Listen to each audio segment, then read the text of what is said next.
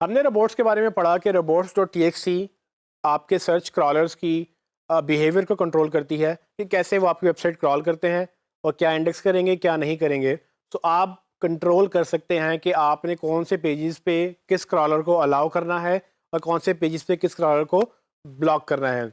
आपको याद हो अगर, तो हमने कुछ इस तरह की कमांड्स देखी थी robots.txt फाइल की, जिसमें आप यूज़र एजेंट डिफाइन करते हैं। यूज़र एजेंट का मतलब वो सर्च इंजन जिसको आप रोक रहे हैं या अलाउ कर रहे हैं। अगर आप स्टैटिक लिखा हुआ है तो उसका मतलब आप सबको एक ही कमांड दे रहे हैं। उसके बाद आप अलाउ करते हैं या डिसअलाउ करते हैं। और मैंने ये भी क्लियर किया था कि अलाउ आप ना भी करें तो बाय डिफ़ॉल्ट अलाउड ही होता है, लेकिन डिसअलाउ आपको बाकायदा करना होता है। मतलब ये कि अगर आप कुछ भी ना लिखें तो सारे सर्च इंजन सब चीज़ें क्रॉल कर सकेंगे। अगर आपको कुछ चीज़ ब्लॉक करनी है तो आपको डिसअलाउ बाकायदा जाके करना पड़ेगा। अब पहले वक्तों में ये robots.txt फाइल से भी कंटेंट डुप्लीकेशन हैंडल होती थी, और ये मैंने इसलिए टॉपिक डाला कि आपको कहीं ना कहीं शायद आपको ये रेफरेंस मिले कि आप डुप्लीकेशन robots.txt से कंट्रोल कर सकते हैं। तो आप robots.txt से सर्च इंजन्स का बिहेवियर कंट्रोल करते हैं कि वो क्या क्रॉल करेगा क्या नहीं करेगा। सो अगर मुझे सर्च इंजन में ब्लॉक करना है कि भाई आप मेरी वेबसाइट पूरी अलाउ कर दी मैंने कि आप पूरी वेबसाइट मेरी क्रॉल कर सकते हैं, लेकिन डिसअलाउ कर दिया कि जिस जिस पेज के ऊपर या जिस जिस यूआरएल पे question mark service is equal to COD ये लिखा हुआ आ रहा है तो ये पेजेस आपने क्रॉल नहीं करने हैं। इससे क्या होगा कि जब भी गूगल मेरे वो स्मार्टफोन वाला पेज क्रॉल करेगा उसमें अगर वो सर्विस सीओडी फिल्टर वाला यूआरएल उसको मिलेगा तो वो उसको क्रॉल नहीं करेगा। लेकिन क्रॉल ना करना और इंडेक्स ना करना ये दो डिफरेंट चीज़ें हैं। क्रॉल नहीं करेगा, उसको यहाँ से रिपोर्ट से वो क्रॉल छोड़ देगा। लेकिन अगर ये यूआरएल किसी ने फिल्टर वाला यूआरएल किसी ने कहीं किसी और वेबसाइट में कॉपी कर दिया तो गूगल आपकी वेबसाइट से तो क्रॉल नहीं करेगा, लेकिन वो डायरेक्टली उस दूसरी वेबसाइट से उस पेज पे अगर आ गया तो वो इंडेक्स उसको फिर भी कर लेगा। और हमारा मकसद गूगल में वो डुप्लीकेसी ही रोकना है कि हमारे हर पेज की सिर्फ एक ही कॉपी गूगल के अंदर अवेलेबल हो, एक से ज़्यादा अवेलेबल ना हो। सो लिहाजा robots.txt फाइल एक अच्छा मीडियम नहीं है कि आप उससे डुप्लीकेसी रोकें, क्योंकि robots.txt से सिर्फ आप बिहेवियर कंट्रोल करते हैं, इंडेक्सिंग कंट्रोल नहीं कर सकते हैं।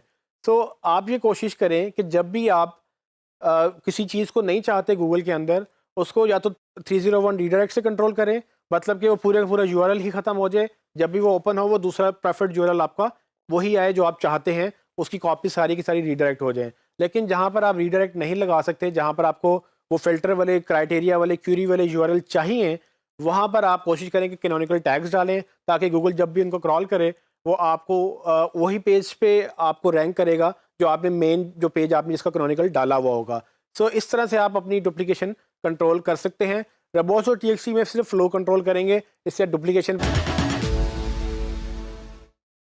जिस तरह से लोगों या बिजनेस के नाम यूनिक, छोटे या मेमोरेबल होते, उस तरह से डोमेन के नाम भी यूनिक, छोटे और याद रह जाने वाले होने चाहिए। इससे आपका ना सिर्फ ब्रांड बनता है, बल्कि लोगों को याद रह जाने की वजह से वो ट्रैफिक भी बार बार आप इंक्रीज कर सकते हैं। इसमें सिर्फ नाम के ही नहीं, बल्कि कुछ टेक्निकल फैक्टर्स भी हैं जो डोमेन से जुड़े हुए हैं, और हम कोशिश ये करेंगे कि हम उन फैक्टर्स को अंडरस्टैंड करें कि वो डोमेन की हद तक, यानी कि जो आपकी डोमेन नेम है उसकी हद तक वो कौन कौन से फैक्टर्स हैं जो गूगल अंडरस्टैंड करता है, गूगल उनको मैयर करता है, और वो कैसे आपको एसईओ में रैंकिंग दे सकते हैं। आपको याद होगा कि हम बेसिकली ये सब जो कर रहे हैं ये गूगल के सारे फैक्टर्स ही हम डिस्कस कर रहे हैं, जिसकी बेस पे गूगल आपको जज करता है और इसकी बेस पे गूगल आपको पॉइंट्स देता है। और ये पॉइंट्स बेसिकली अल्टीमेटली आपके वो 200 प्लस फैक्टर्स में जाकर एक एग्रीगेट, यानी कि एक मुश्तरका, एक सेंटर मेन पॉइंट्स बनते हैं। उसके बाद रैंक डिसाइड होता है कि कैसे आप नंबर 1 पे, नंबर 2 पे या किसी भी पेज पे रैंक नहीं करेंगे। तो ये सारे फैक्टर्स बहुत इंपॉर्टेंट हैं, और उनमें से हर चीज़ की अपनी अपनी खसूसियात हैं, अपनी अपनी करेक्टरिस्टिक्स हैं, जिसकी बेस पे हमें ये अंडरस्टैंड करना है कि कौन सी करेक्टरिस्टिक ज़्यादा इंपॉर्टेंट है, कौन सी कम इंपॉर्टेंट है, और कौन सी गूगल देखता है, कौन सी गूगल नहीं देखता है। उनमें से एक डोमेन के लेवल तक भी है कि डोमेन में क्या नाम आ रहा है, उसमें एक्सटेंशन कौन सी है, वो .com है, .org है या .net है। उसके बाद उसमें पहले www लिखा हुआ है या नहीं लिखा हुआ, उसमें आपकी डोमेन में आपका नाम क्या आ रहा है, उसमें आपका कीवर्ड आ रहा है कि नहीं आ रहा। सारी चीज़ें वो चीज़ें हैं जो गूगल मैयर करता है, और मेरी कोशिश ये है कि हम इनको अलग अलग बारी बारी डिस्कस करें, अंडरस्टैंड करें, ताकि आप अपनी या अपने क्लाइंट की वेबसाइट डोमेन की हद तक पहले अच्छी रैंक कर सकें। लेकिन इसमें एक चीज़ याद रखनी है कि डोमेन के फैक्टर्स अक्सर आप चेंज नहीं कर पाते, कुछ हद तक चेंज कर पाते हैं, कुछ हद तक नहीं कर पाते। उसकी रीज़न मैं बता देता हूँ। रीज़न ये होती है कि जब भी आप किसी क्लाइंट के साथ काम करेंगे, ज़्यादा चांसेस ये हैं कि हो सकता है वो पहले से ऑलरेडी बिजनेस रखता हो, उसने डोमेन ली हो, तो उस सूरत में आप उसको डोमेन चेंज नहीं करवा सकते। लेकिन किसी हद तक आप अगर क्लाइंट को कन्विंस कर सकें, तो मे बी आप उनका नाम भी चेंज करवा सकें, या अगर नाम नहीं तो एटलीस्ट उनकी टॉप लेवल डोमेन यानी कि एक्सटेंशन ही चेंज करवा सकें। तो इसको हम मज़ीद डिस्कस। डोमेन फैक्टर्स में सबसे जो इंपॉर्टेंट चीज़ें हैं वो 3 हैं। उसमें सबसे पहले आपका नाम क्या है, मतलब कि आपकी डोमेन का नाम क्या है। उसके बाद टीएलडी एक्सटेंशन। टीएलडी एक्सटेंशन मतलब top level domain. Top level domain जो आपकी डॉट कॉम या डॉट नेट, जो भी हमने पहले डिस्कस किया हुआ है इसको, वो टॉप लेवल डोमेन जो आपने रखी है वो बहुत इंपॉर्टेंट है गूगल के लिए। और तीसरी चीज़ है सब डोमेन। इन 3 चीज़ों को हम ज़रा ब्रीफली एक्सप्लोर करेंगे। सबसे पहले आप देखें कि नॉर्मली आपको कुछ डोमेन इस तरह की नज़र आती है, जिसमें ये सेक्शंस आपको नज़र आ रहे हैं जो कि डिफरेंट कलर्स में हमने हाईलाइट किए हैं। ये सेक्शंस बेसिकली क्या हैं? सबसे पहले आपका प्रोटोकॉल है, वो एचटीटीपी है या एचटीटीपीएस है, मतलब अगर आपने एसएसएल लगाया हुआ है तो यहाँ पर आपका प्रोटोकॉल डिफाइन होगा जिस पे पूरा इंटरनेट चलता है। उसके बाद www है या नहीं है, अगर है तो वो सब डोमेन कहलाती है। अक्सर लोग यहाँ पर सब डोमेन www की जगह कुछ और भी लिखते हैं, उस पर हम मज़ीद अभी बात करते हैं। तीसरी चीज़ बेसिकली जो आपका नाम है, डोमेन नेम। सो नाम बेसिकली जो बीच वाला पार्ट है जो आप सेंटर में देख रहे हैं, ये इतना पार्ट आप अपनी मर्जी से रखते हैं। बाकी जो लास्ट में टीएलडी एक्सटेंशन है, यानी कि जो टॉप लेवल डोमेन है जो कि .com, इसकी जगह आप ये चीज़ें चेंज कर लेते हैं। सो ये वेब तकरीबन पूरा आपको यूआरएल कुछ इस तरह से नज़र आता है। इसमें सबसे पहले अगर हम बात करें नेम्स की, तो डोमेन नेम में नॉर्मली क्या खसूसियात होनी चाहिए, वो कुछ मैंने लिखी हुई हैं। फॉर एग्जांपल, अगर आपका डोमेन नेम छोटा है तो लोगों को याद करने में आसानी होगी, जितना छोटा नाम उतनी ज़्यादा बेहतर चीज़ है। उसके बाद अगर वो नाम मुश्किल है तो लोगों को याद नहीं रहेगा, तो मेमोरेबल नाम होना चाहिए, ऐसा नाम जो उनको बस ज़हन नशीं हो जाए, वो उसको याद रख सके। तो नाम कोई ऐसा हो जो उनके ज़हन में आसानी से बैठ जाए। फिर ब्रांडेबल। सो आपने ये कोशिश करनी है कि आपका ब्रांड भी उसमें नज़र आना चाहिए, आपके ब्रांड की झलक भी हो। सिर्फ नाम ऐसा ना हो कि वो लोगों को याद रहे, छोटा रहे। नाम ऐसा भी हो जो आपका ब्रांड भी एक्सप्लेन करे। सो आप अपने ब्रांड से हट के नॉर्मली नाम नहीं रख पाते हैं। सो जो नाम आपके ब्रांड का होता है, अक्सर वही नाम जो है आपकी डोमेन का भी होता है। फिर उसमें यूनिकनेस होनी चाहिए। आप अगर किसी से मिलता-जुलता नाम रखेंगे, वो चाहे आप डोमेन रखें या आप नाम रखें, वो वैसे ही गलत बात है, क्योंकि अल्टीमेटली आपकी अपनी आइडेंटिटी ख़त्म हो जाती है या किसी और के साथ आप कन्फ्यूज़ हो जाएंगे, गलत ट्रैफिक आना शुरू हो जाएगी। तो यूनिकनेस बहुत इंपॉर्टेंट है। अगर आप यूनिक नाम रख सकेंगे तो वो ज़्यादा अच्छी बात है। फिर आखिर में डिस्क्रिप्टिव। तो अगर आपके नाम में थोड़ी सी ये हिंट मिल जाए कि आपका बिजनेस क्या है, तो वो उसमें काफ़ी हेल्प हो जाती है। फॉर एग्जांपल, जैसे कि हमने एबीसी मोबाइल्स की बात की, एबीसी शायद मेरा नाम हो सकता है, लेकिन मोबाइल्स मैंने उसमें सिर्फ इसलिए डाला कि लोगों को ये पता चल जाए कि ये मोबाइल्स की दुकान है। तो abcmobiles.com या abcmobiles.pk, बेसिकली ये नाम हम रख सकते हैं। उसमें छोटा भी है, याद रहने वाला भी है, यूनिक भी है, और उसके बाद ये कि उसमें ब्रांड भी नज़र आ रहा है, उसमें डिस्क्रिप्शन भी आ चुकी है। अब ये वेरी करता है बिजनेस टू बिजनेस। आपकी नज़र में हो सकता है कि आपको ऐसा नाम पसंद हो जो बहुत बड़ा हो सकता है कि आपके क्लाइंट को ऐसा नाम पसंद हो कि वो अपनी वो डोमेन वो बड़ी रखना चाहता हो। इसमें आप ज़्यादा बहस ना करें उनके साथ, अगर वो जिस तरह से कंफर्टेबल है वो ठीक है। अगर आपको मौका मिले एक नई वेबसाइट लॉन्च करने का, जिसका नाम अभी सोचा भी नहीं गया हो, जिसकी कंपनी का नाम भी अभी सोचा ना गया हो, तब आप इसमें इन इन करैक्टरिस्टिक्स की बेस पे डिसाइड कर सकते हैं, नाम सजेस्ट कर सकते हैं अपने क्लाइंट को कि वो छोटी डोमेन रखें जो याद रह जाए। लेकिन अगर वो नहीं याद, वो उसको डिसाइड करना चाह रहा, तो वो आप उसको कोशिश करें। अगर नहीं मानता कोई मसला नहीं है, लेकिन अगर अपना बिजनेस आप चला रहे हैं तो आप भी कोशिश करें कि डोमेन नेम लेते हुए इन चीज़ों का थोड़ा सा ख्याल रखें, ताकि आप ज़्यादा अच्छी पब्लिसिटी हासिल कर सकें। दूसरी चीज़ हमारी टीएलडी एक्सटेंशंस हैं। इन टीएलडी एक्सटेंशन में खसूसियत ये है कि बेसिकली आपका जो .com, .net, .org जो आप आखिर में नाम रखते हैं, जो डोमेन लेते हैं, वो आपको टीएलडी कहलाती है। ये टीएलडी रिकमेंडेड ये होता है कि आप अच्छी प्रीमियम यानी क्वालिटी डोमेन्स लें। क्वालिटी डोमेन्स में क्या आता है, एक वक्त में सिर्फ .com अवेलेबल थी, .com के बाद .net .org काफ़ी ज़्यादा डोमेन्स आई, लेकिन अब तो बहुत ही ज़्यादा आ गई हैं। उसमें .name .ws I don't know .Dubai .New York city level domains भी आ चुकी हैं, और फिर कंट्री लेवल डोमेन्स भी हैं जिसमें .pk .us या .ae, ये सब अपने अपने मुल्क की कंट्री लेवल डोमेन्स भी अवेलेबल हैं। इसमें प्रॉब्लम ये होती है कि अक्सर लोग सिर्फ .com का पसंद करते हैं, चूँकि उन्होंने सिर्फ .com देखी होती है, जो नॉर्मली उससे एसोसिएशन रखते हैं, .com के पीछे जाते हैं। हालांकि आप .com के अलावा .net या .org भी रखें तो बात वही है, उसमें फ़र्क नहीं पड़ेगा, लेकिन लोगों के जहन में चूँकि .com सबसे पहले आता है। अगर मैं आपसे कहूँ कि ABC मोबाइल्स की वेबसाइट जाके ओपन कर लें, तो आप बाय डिफ़ॉल्ट सबसे पहले abcmobiles.com ही खोलेंगे, क्योंकि .com अगर आपको वेबसाइट नहीं मिली तो शायद आप फिर पूछेंगे कि भाई एड्रेस क्या है। सो .com का असल में ये इम्पैक्ट है। लेकिन डोमेन के साथ अगर आप कोशिश ये करें तो अपनी इसको नैरो डाउन कर सकते हैं, अपनी प्रॉपर डोमेन रख सकते हैं। तो फॉर एग्जांपल अगर आप नॉन प्रॉफिट ऑर्गेनाइजेशन है तो जो ज़्यादातर लोग .org पसंद करते हैं, .com नहीं पसंद करते। सो इस तरह से चीज़ें वेरी करती हैं बिजनेस टू बिजनेस। लेकिन एक चीज़ इंपॉर्टेंट जो आपने देखनी है कि अगर आप डोमेन ले रहे हैं तो क्वालिटी डोमेन्स लें या क्वालिटी TLDs या एक्सटेंशंस लें।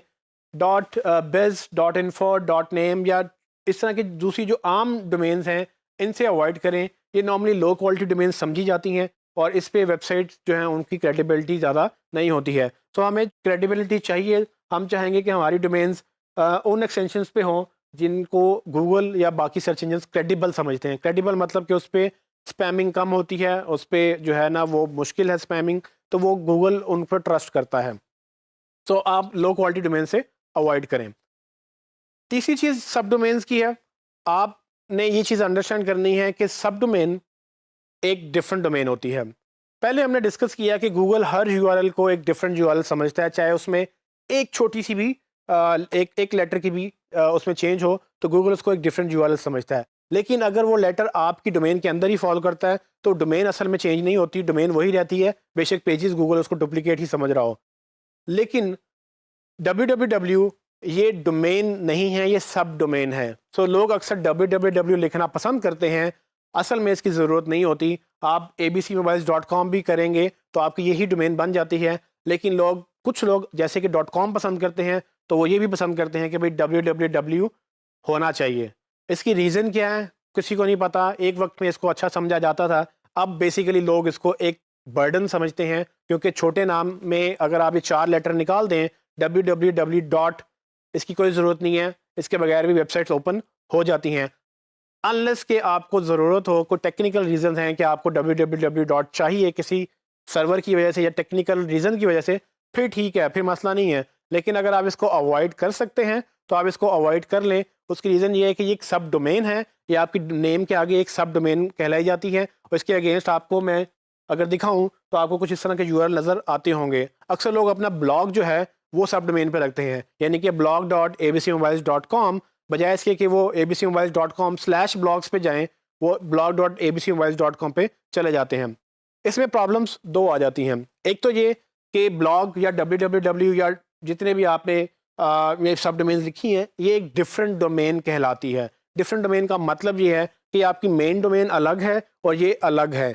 अगर आपने अपनी मेन डोमेन यानी कि www.abcmobiles.com भी रखी हुई है और साथ आपने blog.abcmobiles.com भी रखा हुआ है, तो असल में ये एक वेबसाइट नहीं है। गूगल इनको 2 डिफरेंट वेबसाइट काउंट करता है। याद रखें, 2 डिफरेंट वेबसाइट्स और 2 डिफरेंट पेजेस में फ़र्क है।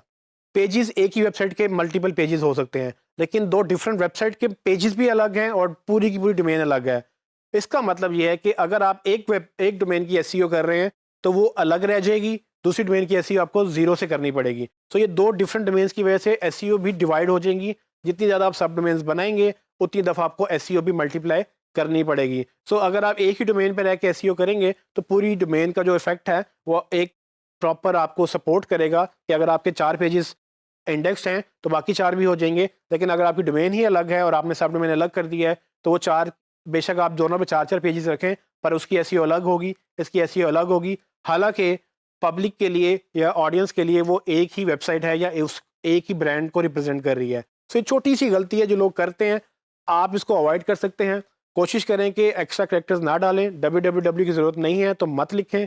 ब्लॉग को आप डोमेन सब डोमेन मत बनाएं, ब्लॉग को आप सब कैटेगरी बनाएं जो स्लैश के बाद ब्लॉग लिखें, ताकि आपका जो इफेक्ट है उस कंटेंट।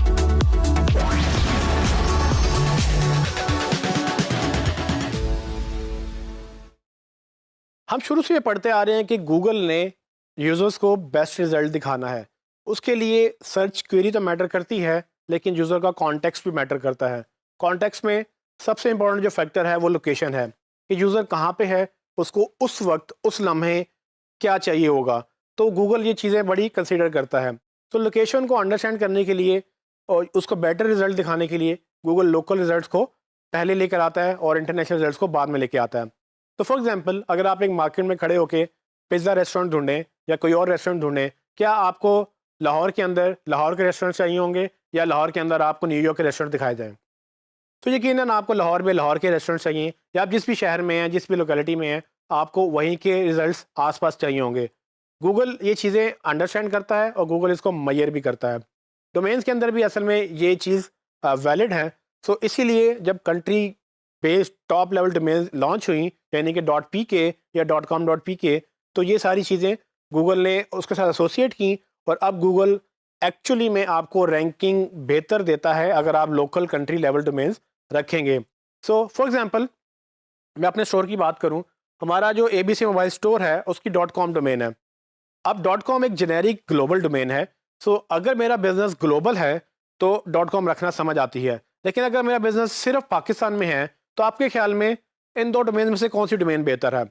क्या abcmobiles.com बेहतर लग रही है आपको, या abcmobiles.pk बेहतर लग रही है आपको? सो आपको जो भी लगे, बेसिकली .pk बेहतर है, क्योंकि गूगल इसको प्रेफर करता है। गूगल ये समझता है कि अगर आप पाकिस्तानी बिजनेस हैं और अगर आप पाकिस्तानी ऑडियंस को टारगेट कर रहे हैं तो आपको पाकिस्तानी डोमेन रखनी चाहिए। इससे लोगों को भी एसोसिएशन होती है कि भाई लोकल बिजनेस है और ये मेरी ज़्यादा नीड पूरी कर सकता है, ना कि ग्लोबल बिजनेस जिसको शायद पता भी ना हो कि पाकिस्तान में उसको यूज़र उसको चाहिए कुछ डेटा वगैरह, या वो उनका फोकस ही ना हो आपका कंट्री। सो ये चीज़ बहुत इंपॉर्टेंट है। ये देखने में तो बज़ाहिर एक छोटी सी चीज़ लग रही है, लेकिन गूगल के लिए बहुत इंपॉर्टेंट है, और गूगल आपको रैंकिंग बूस्ट देता है। तो मैं आपको इसकी एग्जांपल इस तरह से दे सकता हूँ कि अगर दो वेबसाइट्स हैं, abcmobiles.com और xyzmobiles.pk, तो पाकिस्तान में अगर ऑडियंस सर्च कर रही है, आप जितनी मर्जी एसईओ दोनों पे कर लें, मतलब दोनों पे बराबर एसईओ करें, सो जो एक रैंकिंग फैक्टर है ना वो लोकल डोमेन का, उसको आप बीट नहीं कर सकेंगे। वो विन कर जाएगा लोकल मार्केट, पाकिस्तानी मार्केट में, कि उसकी डोमेन भी लोकल थी, चाहे कि आपकी बाकी सारी एसईओ एफर्ट सेम थी, आपने सेम ऑप्टिमाइजेशन की, सब कुछ सेम किया, लेकिन चूंकि उसकी डोमेन लोकल थी, गूगल उसको पहले रैंक करेगा, आपको वो कम नंबर देगा, क्योंकि आपने डोमेन लोकल बॉदर नहीं किया कि आप अपने उस कंट्री में या उस ऑडियंस के लिए आप अपनी डोमेन जो है बाय कर सकें। तो यहाँ पर एक चीज़ आपने ध्यान में रखनी है कि आपने जिस भी मुल्क में बिजनेस कर रहे हैं, आपने कोशिश करनी है कि उसकी लोकल डोमेन लेनी है। अक्सर क्लाइंट को पसंद नहीं आ रही होती कि भाई हम कोई और डोमेन लें।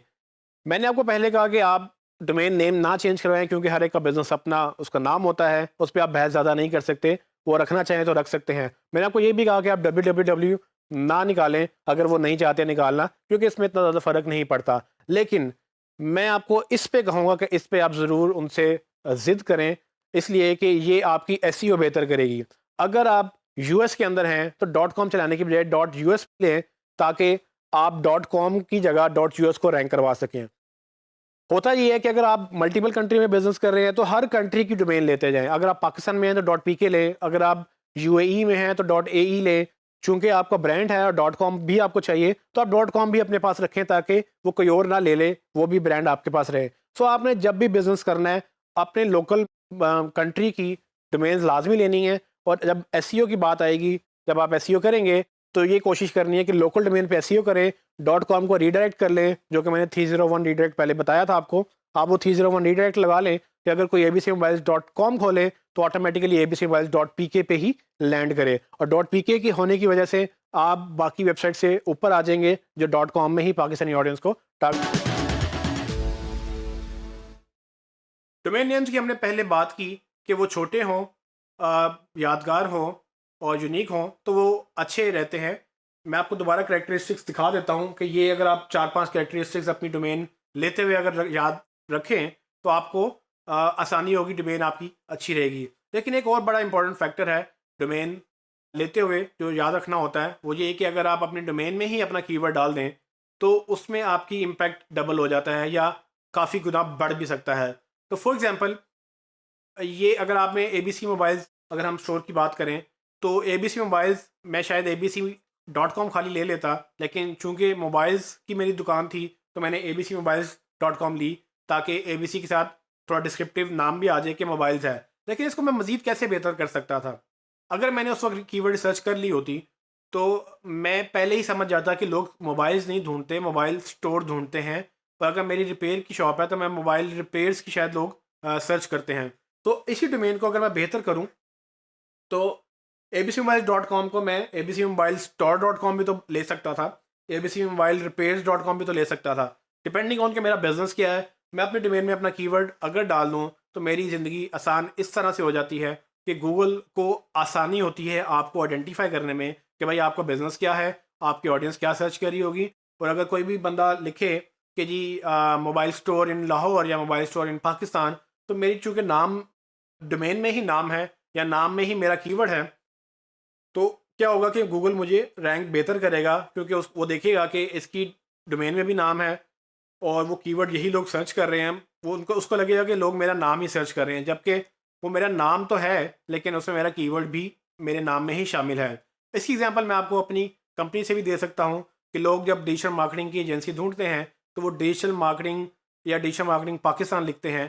तो मेरी कंपनी का नाम भी डिजिटल मार्केटिंग पाकिस्तान है और उसमें डिजिटल मार्केटिंग .pk डोमेन में ये अवेलेबल थी, वो मैंने ले ली। सो उससे फ़ायदा ये होता है कि मेरा कीवर्ड जो कि डिजिटल मार्केटिंग है वो भी मेरे पास है एज अ डोमेन, और जबकि डिजिटल मार्केटिंग पाकिस्तान को लिखे तो वो भी डिजिटल मार्केटिंग पाकिस्तान के अगेंस्ट ऑप्टिमाइज्ड है। और चूंकि .pk है तो ऑटोमेटिकली सेंस बन जाती है कि डिजिटल मार्केटिंग .pk या डिजिटल मार्केटिंग पाकिस्तान बेसिकली एक ही चीज़ का नाम है। तो असल में होता ये है कि जिसको मार्केटिंग चाहिए या जिसको डिजिटल मार्केटिंग एजेंसी हायर करनी है, वो ये कीवर्ड जब लिखेगा तो गूगल इस नाम को बेहतर समझते हुए वो पहले ही रैंक कर लेगा। आप अपने बिजनेस को अंडरस्टैंड करें कि उसकी एंड ऑडियंस क्या है। ये पॉसिबल तब है जब आप पहले एसईओ से स्टार्ट करें। तो अक्सर जो यहीं पर एक बात जो बड़ी इंपॉर्टेंट है, अक्सर लोग एसईओस को हायर करते हैं बहुत देर बाद जाके कि पहले हम बिजनेस खड़ा करेंगे, पहले हम वेबसाइट खड़ी करेंगे, फिर जाके हम एसईओ को हायर करेंगे। मैं इस चीज़ से इख्तलाफ रखता हूँ। मैं इसलिए कहता हूँ कि सबसे पहले आप मार्केटर या कम अज़ कम एसईओ को हायर करें ताकि वो आपको नाम सोचते हुए ही ये बता सके कि भाई अगर आप नाम अपना ABC मोबाइल्स रख रहे हैं या डिजिटल मार्केटिंग कंपनी को रखना चाह रहे हैं तो बजाय इसके कि आप कुछ और रखें, आप कीवर्ड रिसर्च करें, वो देखें कि लोग क्या सर्च करते हैं और वो जो सर्च करते हैं वही सर्च को अगर आप अपना नाम बना लें तो इतनी आइडियल सिचुएशन होती है कि जब भी लोग अपनी ज़रूरत सर्च करेंगे वो ज़रूरत बेसिकली आपका नाम ही होगा। तो वो ज़रूरत जब आपका नाम बन जाएगा उससे आपकी रैंकिंग बढ़ जाएगी, ट्रैफिक बढ़ जाएगी और आपको दुनिया में हज़ारों कीवर्ड्स पे रैंक करने की ज़रूरत नहीं होती। अगर आप एक अच्छे कीवर्ड पे रैंक कर जाएंगे तो आपका बिजनेस काफ़ी गुना मल्टीप्लाई हो जाता है। ये चीज़ अपने बिजनेस में भी अडॉप्ट करें, ये चीज़ अपने क्लाइंट को भी सजेस्ट करें, डिपेंडिंग ऑन कि अगर उसने अभी बिजनेस स्टार्ट करना है, उसने अभी डोमेन स्टार्ट करनी है, तो आप ये भी एक फैक्टर उसको बता सकते हैं कि भाई नाम रखो लेकिन अगर कीवर्ड डाल दोगे तो।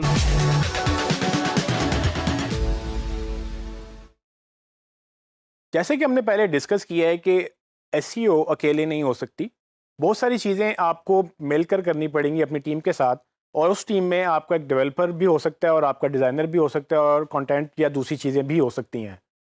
आज मैं आपसे बात करूंगा कि ऐसी वो कौन सी चीज़ें हैं जिन पे आपकी डिपेंडेंसी होती है। अभी तक हमने जितने भी टॉपिक्स किए हैं वो ज़्यादातर बेसिक एसईओ में काउंट होते हैं, लेकिन अब हम थोड़ा सा एडवांस होने जा रहे हैं और मेरी कोशिश ये है कि मैं आपको वो चीज़ें बताऊं कि एडवांस टॉपिक्स किस तरह के हो सकते हैं और वो उसमें क्या क्या हमें उसमें डिपेंडेंसी आ सकती है। एसईओ में बहुत सारी ऐसी चीज़ें हैं जिसमें आपको दूसरों से हेल्प चाहिए होगी और उनमें मेनली जो हेल्प चाहिए होगी वो आपको डेवलपर से चाहिए होगी। अब असल में लोगों को लगता ये है कि एसईओ वाले डेवलपमेंट भी सीखें, या क्लाइंट अक्सर ये एक्सपेक्ट करते हैं कि जिनको एसईओ आती है वो डेवलपमेंट भी वो करेगा।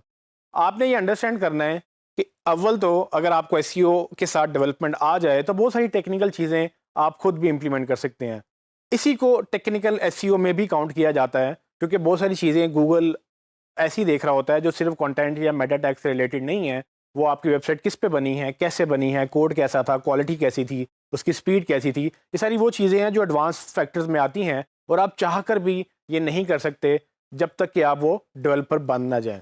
और हर बंदा डेवलपर नहीं बन सकता, लेकिन अगर आप एसईओ के साथ डेवलपमेंट सीख लें तो नो डाउट आप एक अच्छी एसईओ और अच्छे डेवलपर भी बन सकते हैं।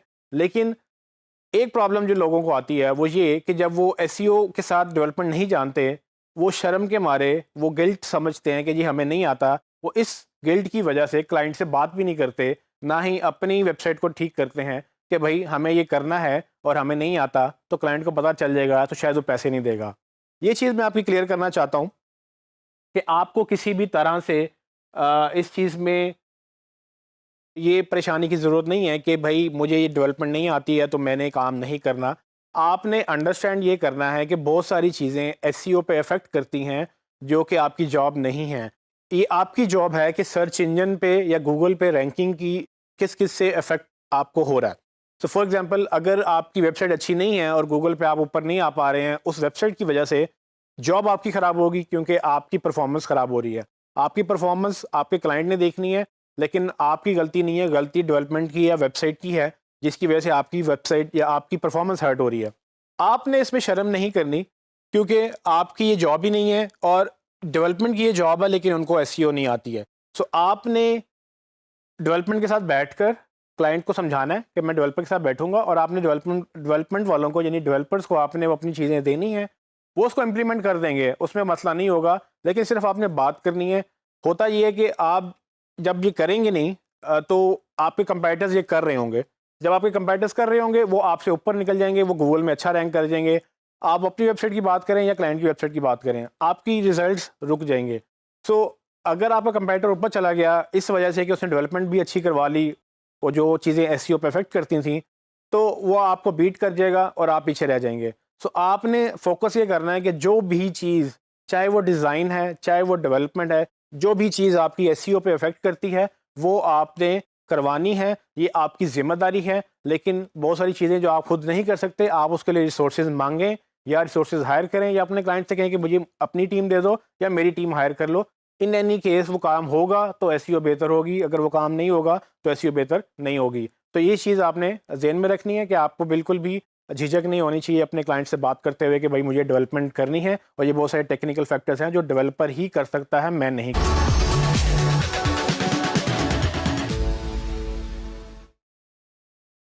हमने वेबसाइट की स्ट्रक्चर की पहले बात की। उसमें तो आपका एक रोल प्ले होगा जब वेबसाइट बन रही हो, आपको चाहिए कि आप उस पे जाके अपना रोल प्ले करें, उनको बताएं कि अच्छा स्ट्रक्चर क्या होता है।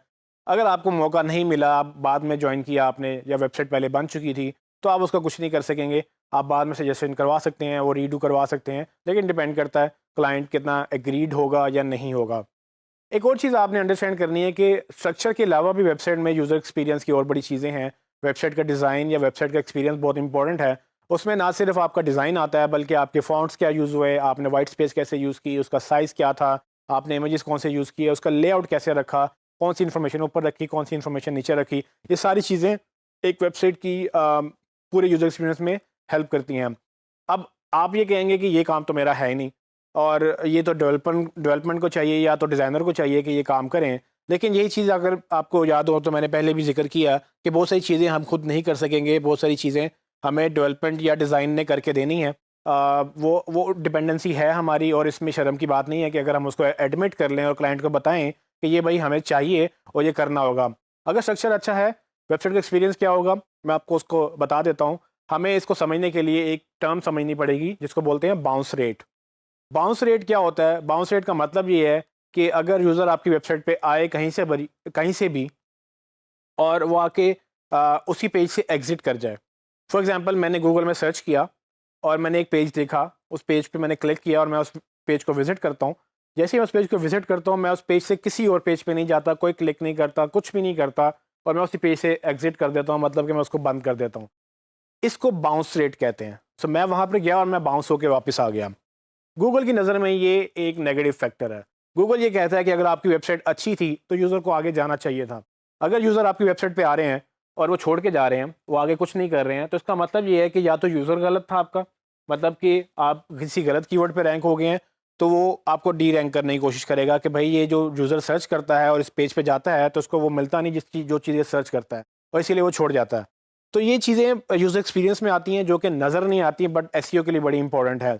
अब यहाँ पर वही बात है कि लोग समझते हैं कि जी हमारा काम नहीं है, ये तो डेवलपमेंट अच्छी होगी, तो ये डेवलपर का काम है या डिज़ाइनर का काम है। आपने मेक श्योर ये करना है कि आपकी जॉब पे जो अफेक्ट कर रही है, ये वो जॉब है जो आपकी जॉब पे अफेक्ट कर रही है, और आपने इसको इंश्योर करना है कि आप अपनी वेबसाइट को या अपनी जो भी उन चीज़ों को बेहतर करें जो आपकी जॉब पे अफेक्ट कर सकती हैं, which is SEO. Search engine जिस तरह से वेबसाइट को देखता है और वो जो जो देखता है वो सब आपकी जिम्मेदारी है। यकीनन एक वेबसाइट एक बंदा नहीं चला सकता, अगर बड़ी वेबसाइट है तो बिल्कुल नहीं चला सकता। आप डिज़ाइन भी सीख लें, आप डेवलपमेंट भी सीख लें, तो आप वही बात है कि आप अच्छी एसईओ कर लेंगे, बट अगर आप सब चीज़ें सीखते रहेंगे तो आप अपनी एसईओ छोड़ देंगे, बाकी सारे काम उसमें आपकी वो ज़िम्मेदारी बनती जाएगी। मेक श्योर ये करें कि आप अपनी जॉब पे फोकस करें, जो चीज़ें आपके कंट्रोल में नहीं हैं, जो चीज़ें आप नहीं कर सकते वो आप क्लाइंट के हवाले करें। उनमें से डिज़ाइन बहुत इंपॉर्टेंट चीज़ है, और डिज़ाइन को आपने लाइटली नहीं लेना। अगर आपको लगे कि वेबसाइट अच्छी नहीं है, वो यूज़र कन्वर्ट नहीं हो रहा, बाउंस रेट बढ़ गया है, आप वेबसाइट अच्छी कर लें। जब वेबसाइट अच्छी होगी, गूगल को लगेगा कि हाँ भाई ये वेबसाइट अच्छी है, डिज़ाइन अच्छा है, लोग आ रहे हैं, रुक रहे हैं। जब वो रुकेंगे, वो आगे पेजेस देखेंगे, बाउंस रेट कम होगा, बाउंस रेट कम होगा तो गूगल आपको रिवॉर्ड करेगा। सो इन शॉर्ट ये समझ लें कि वेबसाइट का एक्सपीरियंस अच्छा नहीं, बाउंस रेट बढ़ गया, गूगल ने आपको पेनल्टी डालनी है, आपको डी रैंक करेगा। आपने वो सारी चीज़ें बेहतर करनी है। मैं आपको कुछ एग्जांपल्स दिखा देता हूँ। फॉर एग्जांपल, ये हबस्पॉट की वेबसाइट है, बड़ी अच्छी वेबसाइट है। अगर आप इसको देखेंगे आपको खुद नज़र आएगा कि इसमें उन्होंने किस तरह से लेआउट किया है, किस तरह से डिज़ाइन किया है, सब चीज़ें। ये एक अच्छी वेबसाइट में शुमार होती है। इसके अलावा शॉपिफाई का आपने नाम सुना होगा, शॉपिफाई की एक बड़ी अच्छी डिज़ाइन का लेआउट है। उसके बाद स्ट्राइप एक और कंपनी है जो एक पेमेंट सॉल्यूशन प्रोवाइड करती है, ये बड़ी अच्छी इनकी वेबसाइट है, और आपको बेशुमार अच्छी वेबसाइट्स मिलेंगी। आप इनको देखकर इनसे नसीहत लें, इनसे देखें कि ये लोग कैसे अपने एक्सपीरियंस को बेहतर करते हैं। जब यहाँ लोग जाते हैं, क्या इनका दिल करता है उस वेबसाइट पे रुकने को, या इनको छोड़ के भाग जाने का दिल करता है? तो अगर आपका यूज़र छोड़ के भागेगा, तो आपको ना सिर्फ वो बिज़नेस नहीं मिलेगा, बल्कि आपको गूगल रैंक भी नहीं करेगा, और जो रैंक हुए होंगे पेजेस वो भी नीचे ले जाएगा, क्योंकि गूगल की नज़र में ये एक बुरा एक्सपीरियंस है और वो चाहता है कि वो भी अच्छा एक्सपीरियंस। जैसे कि हमें पता है कि वेब के ऊपर हर एसेट का, हर पेज का एक एक एड्रेस होता है जिसको हम यूआरएल बोलते हैं। ये एड्रेस आइडेंटिफाई करता है कि कोई रिसोर्स, कोई इमेज, कोई पेज कहाँ पड़ा हुआ है, और जब भी आप ब्राउज़र में वो यूआरएल ओपन करते हैं तो आपको वो चीज़ नज़र आने लग जाती है, क्योंकि वो एग्जैक्टली उसका एड्रेस होता है। लेकिन अगर कोई चीज़ डिलीट हो जाए, उसका एड्रेस डिलीट नहीं होता। जब गूगल आपके किसी पेज को इंडेक्स कर लेता है और गूगल के डेटाबेस में वो यूआरएल आ जाता है, लेकिन आप पीछे से वो फाइल डिलीट कर दें या वो पेज डिलीट कर दें, तो गूगल के इंडेक्स से वो डिलीट नहीं होता, बल्कि गूगल में वो अवेलेबल रहता है। और जब वो अवेलेबल रहता है, तो उससे क्या होता है कि अगर किसी ने सर्च किया हो और वो उस यूआरएल पे क्लिक करे जो आपने डिलीट कर दिया था या चेंज कर दिया था, तो सर्वर को उस एड्रेस पे कुछ नहीं मिलेगा। जैसे ही वो एड्रेस उस एड्रेस पे कोई जाएगा, तो आपको एक 404 एरर का वो एक 404 एरर दिखाएगा ब्राउज़र, जो कि आपको कुछ कभी-कभार इस तरह से नज़र आता है। ये 404 एरर बड़े डिफरेंट तरह से आप डिज़ाइन भी कर सकते हैं, लोग अपनी मर्ज़ी के 404 पेजेस भी बना लेते हैं। लेकिन इन शॉर्ट 404 का मतलब ये है कि वो एक एरर है कि चीज़ एग्ज़िस्ट नहीं करती। वो आपका एड्रेस गलत है, जिस पे कुछ भी एग्ज़िस्ट नहीं करता। आपको 404 एरर तब नज़र आएगा जब पेज का यूआरएल या जो फ़ाइल का यूआरएल है वो एग्ज़िस्ट नहीं करेगा। ये एक बहुत बड़ा प्रॉब्लम है। गूगल ये समझता है कि अगर आपके ब्रोकन यूआरएल्स हैं, तो वो आपको उस पे एसईओ में वैल्यू डाउन करेगा, और अगर यूज़र आपकी वेबसाइट पे आता है और वो एक ब्रोकन पेज पे लैंड करता है, तो वो आपकी वेबसाइट छोड़ जाएगा। और इसके अलावा आपका बिज़नेस में भी काफ़ी इम्पैक्ट पड़ता है इन ब्रोकन यूआरएल्स की वजह से। तो इसमें 3 मेन चीज़ें देखने वाली हैं। आपकी एसईओ इफ़ेक्ट होती है, आपका यूज़र छोड़ के चला जाता है, और गूगल पसंद नहीं करता ऐसी यूआरएल्स को, इसलिए वो आपकी जो है आपको पूरी की पूरी वेबसाइट को इम्पैक्ट करता है कि जी ये वेबसाइट में ब्रोकन यूआरएल्स इतने ज़्यादा हैं कि लोग क्लिक करके आते हैं और उन पे कुछ नहीं मिलता। वो आपकी वेबसाइट है या आपके क्लाइंट की वेबसाइट है, आपने ब्रोकन यूआरएल्स को आइडेंटिफाई करना होता है। और आइडेंटिफाई करने के 2-3 तरीके हैं कि एक तो ये कि आपको वैसे ही कोई पेज नज़र आ जाए कि जब आप जाएँ, सर्च करें और आपको नज़र आ जाए कि ये पेज तो एग्ज़िस्ट नहीं करता, आप उसको ठीक कर लें। लेकिन ये भी हो सकता है कि आपको पता ही ना हो और आपकी वेबसाइट पे ब्रोकन यूआरएल्स हों, और ये कब होता है, इसकी 2 कंडीशंस हो सकती हैं। एक तो ये कि जब क्लाइंट या आप किसी ने भी आपसे पहले या आपने ही अगर कोई पेज डिलीट किया हो, किसी वेबसाइट से पेज डिलीट हो और वो गूगल ने इंडेक्स कर लिया हो डिलीट होने से पहले, और बाद में जब वो डिलीट करे गूगल के डेटाबेस में वो रहेगा, और जब भी उस पर कोई क्लिक करके आएगा तो वो ब्रोकन यूआरएल के तौर पे 404 एरर दिखाएगा। तो या तो पेज डिलीट हो जाता है, या कभी कभार ये भी होता है कि आपने एक आर्टिकल लिखा, अब आपको नाम उसको चेंज करना था, आपने थोड़ी बहुत चेंजेस की और आपने उसका नाम डिफरेंट कर दिया, उसका यूआरएल डिफरेंट हो गया। अब बेसिकली आपने पेज तो डिलीट नहीं किया, लेकिन वो यूआरएल जो पहले गूगल इंडेक्स कर चुका था या सर्च इंजन इंडेक्स कर चुके थे, अब उसका यूआरएल चेंज हो गया। पुराने यूआरएल पे कोई भी नहीं जा सकेगा क्योंकि वो एग्जिस्ट नहीं करता। अब वो डिलीट हुआ या वो चेंज हुआ, वो एक ही बात है। तो ये जब इश्यूज आते हैं तो आपको ये देखना होता है कि जब आप वेबसाइट माइग्रेट कर रहे हैं, माइग्रेट से मुराद कि अगर आपने नई वेबसाइट बना ली है या आपने एक पेज की जगह दूसरा नया पेज बना लिया है, तो आप पुराने यूआरएल से नए यूआरएल पे रीडायरेक्शन लगाएं। रीडायरेक्शन एक कमांड होती है जो कि हम डिस्कस कर चुके हैं कंटेंट डुप्लीकेशन, जब हमने टॉपिक डिस्कस किया था उसमें मैंने आपको बताया था कि कंटेंट डुप्लीकेशन को रोकने के लिए www से नॉन www पे या http से https पर कैसे रीडायरेक्शन से आपने करना है। लेकिन रीडायरेक्शन सिर्फ वहीं तक लिमिटेड नहीं है। अगर आप कोई पेज डिलीट करें, जो कि बहुत नेचुरल है, क्योंकि अगर आपको पेज अब नहीं चाहिए आप डिलीट कर देंगे, आप डिलीट कर दें लेकिन उसको रीडायरेक्ट ज़रूर करें। रीडायरेक्शन का मतलब ये होता है कि आपने जो पुराना यूआरएल था उससे आपने एक नए यूआरएल पे एड्रेस दे दिया। जब भी यूज़र या गूगल उस पुराने यूआरएल पे जाएगा तो ब्राउज़र एक नया यूआरएल दिखा देगा और यूज़र को पता ही नहीं चलेगा कि वो कौन से पेज से आया, कौन से पेज पे लैंड कर गया। अगर वो यूआरएल देखेगा उसको समझ आ जाएगी कि पुराना यूआरएल अब नहीं एग्जिस्ट करता, वो नए यूआरएल पे ऑटोमेटिकली वो लोड हो जाएगा। और गूगल जब ये देखेगा बिहेवियर कि हाँ भाई एक पुराना यूआरएल था जो उसके डेटाबेस में था, जब उसको क्रॉल करेगा वो देखेगा पेज एग्जिस्ट नहीं करता, लेकिन पेज के ऊपर एक 301 रीडायरेक्शन लगी हुई है, जिसमें होगा ये कि जब वो उसको ब्राउज़ करेगा तो एक नए पेज पे लैंड कर जाएगा। तो गूगल ये समझ जाएगा कि अब ये एड्रेस ख़त्म हो गया, इसकी जगह एक नया एड्रेस आ गया है। जैसे ही वो नया एड्रेस देखेगा गूगल के डेटाबेस में वो पुराना एड्रेस ख़त्म हो जाएगा और नया एड्रेस वो ऐड हो जाएगा। सो ये ब्रोकन यूआरएल्स फाइंड करने के लिए आप एक टूल यूज़ कर सकते हैं, जिस तरह कि W3C वैलिडेटर का चेक लिंक्स का एक टूल है। इस पे आप जाके अपनी वेबसाइट चेक कर सकते हैं। डिपेंडिंग ऑन की वेबसाइट कितनी बड़ी है ये उतना ही टाइम लेगा, लेकिन एक आसान तरीका भी है ब्रोकन लिंक्स चेक करने का, वो है Google webmaster tools. Google webmaster tools के ऊपर हमने पूरा एक टॉपिक डिसाइड किया हुआ है। जब मैं आपको पूरा टॉपिक बताऊंगा गूगल वेबमास्टर टूल्स क्या होते हैं और कैसे चलता है, उसके अंदर मैं आपको ये भी बताऊंगा कि उसमें ब्रोकन यूआरएल्स गूगल कैसे आइडेंटिफाई करता है। मैं जो गूगल वेबमास्टर का टूल इसलिए पसंद करता हूँ कि गूगल ब्रोकन यूआरएल्स गूगल में ही हैं और गूगल से बेहतर हमें नहीं बता सकता कि उसके बाद कितने यूआरएल्स हैं जो कि ब्रोकन हैं। तो जब हम अपनी वेबसाइट गूगल वेबमास्टर टूल में रजिस्टर करेंगे वो हमें सारे ब्रोकन यूआरएल्स बताएगा, और जब वो हमें ये बताएगा तो हम उसको फिक्स भी कर लेंगे। सो इन शॉर्ट आपने ये अंडरस्टैंड करना है कि ब्रोकन यूआरएल्स जो हैं वो डेंजरस हैं आपकी वेबसाइट के लिए। आपकी वेबसाइट में अगर लिंक्स ऐसे हैं जहाँ पर लोग आते हैं या गूगल आता है और वो 404 एरर शो करते हैं, आपने उसको फिक्स करना है। अगर आपको नहीं पता कैसे फिक्स करना है, अगेन ये वो एडवांस पार्ट है जिसकी हमने पहले बात की। आपने अपने डेवलपर से कहना है कि भाई मुझे ये फिक्स करवाना है, आप इसको फिक्स कर दें। वो उसको पता होगा कि 404 एरर कैसे लगते हैं।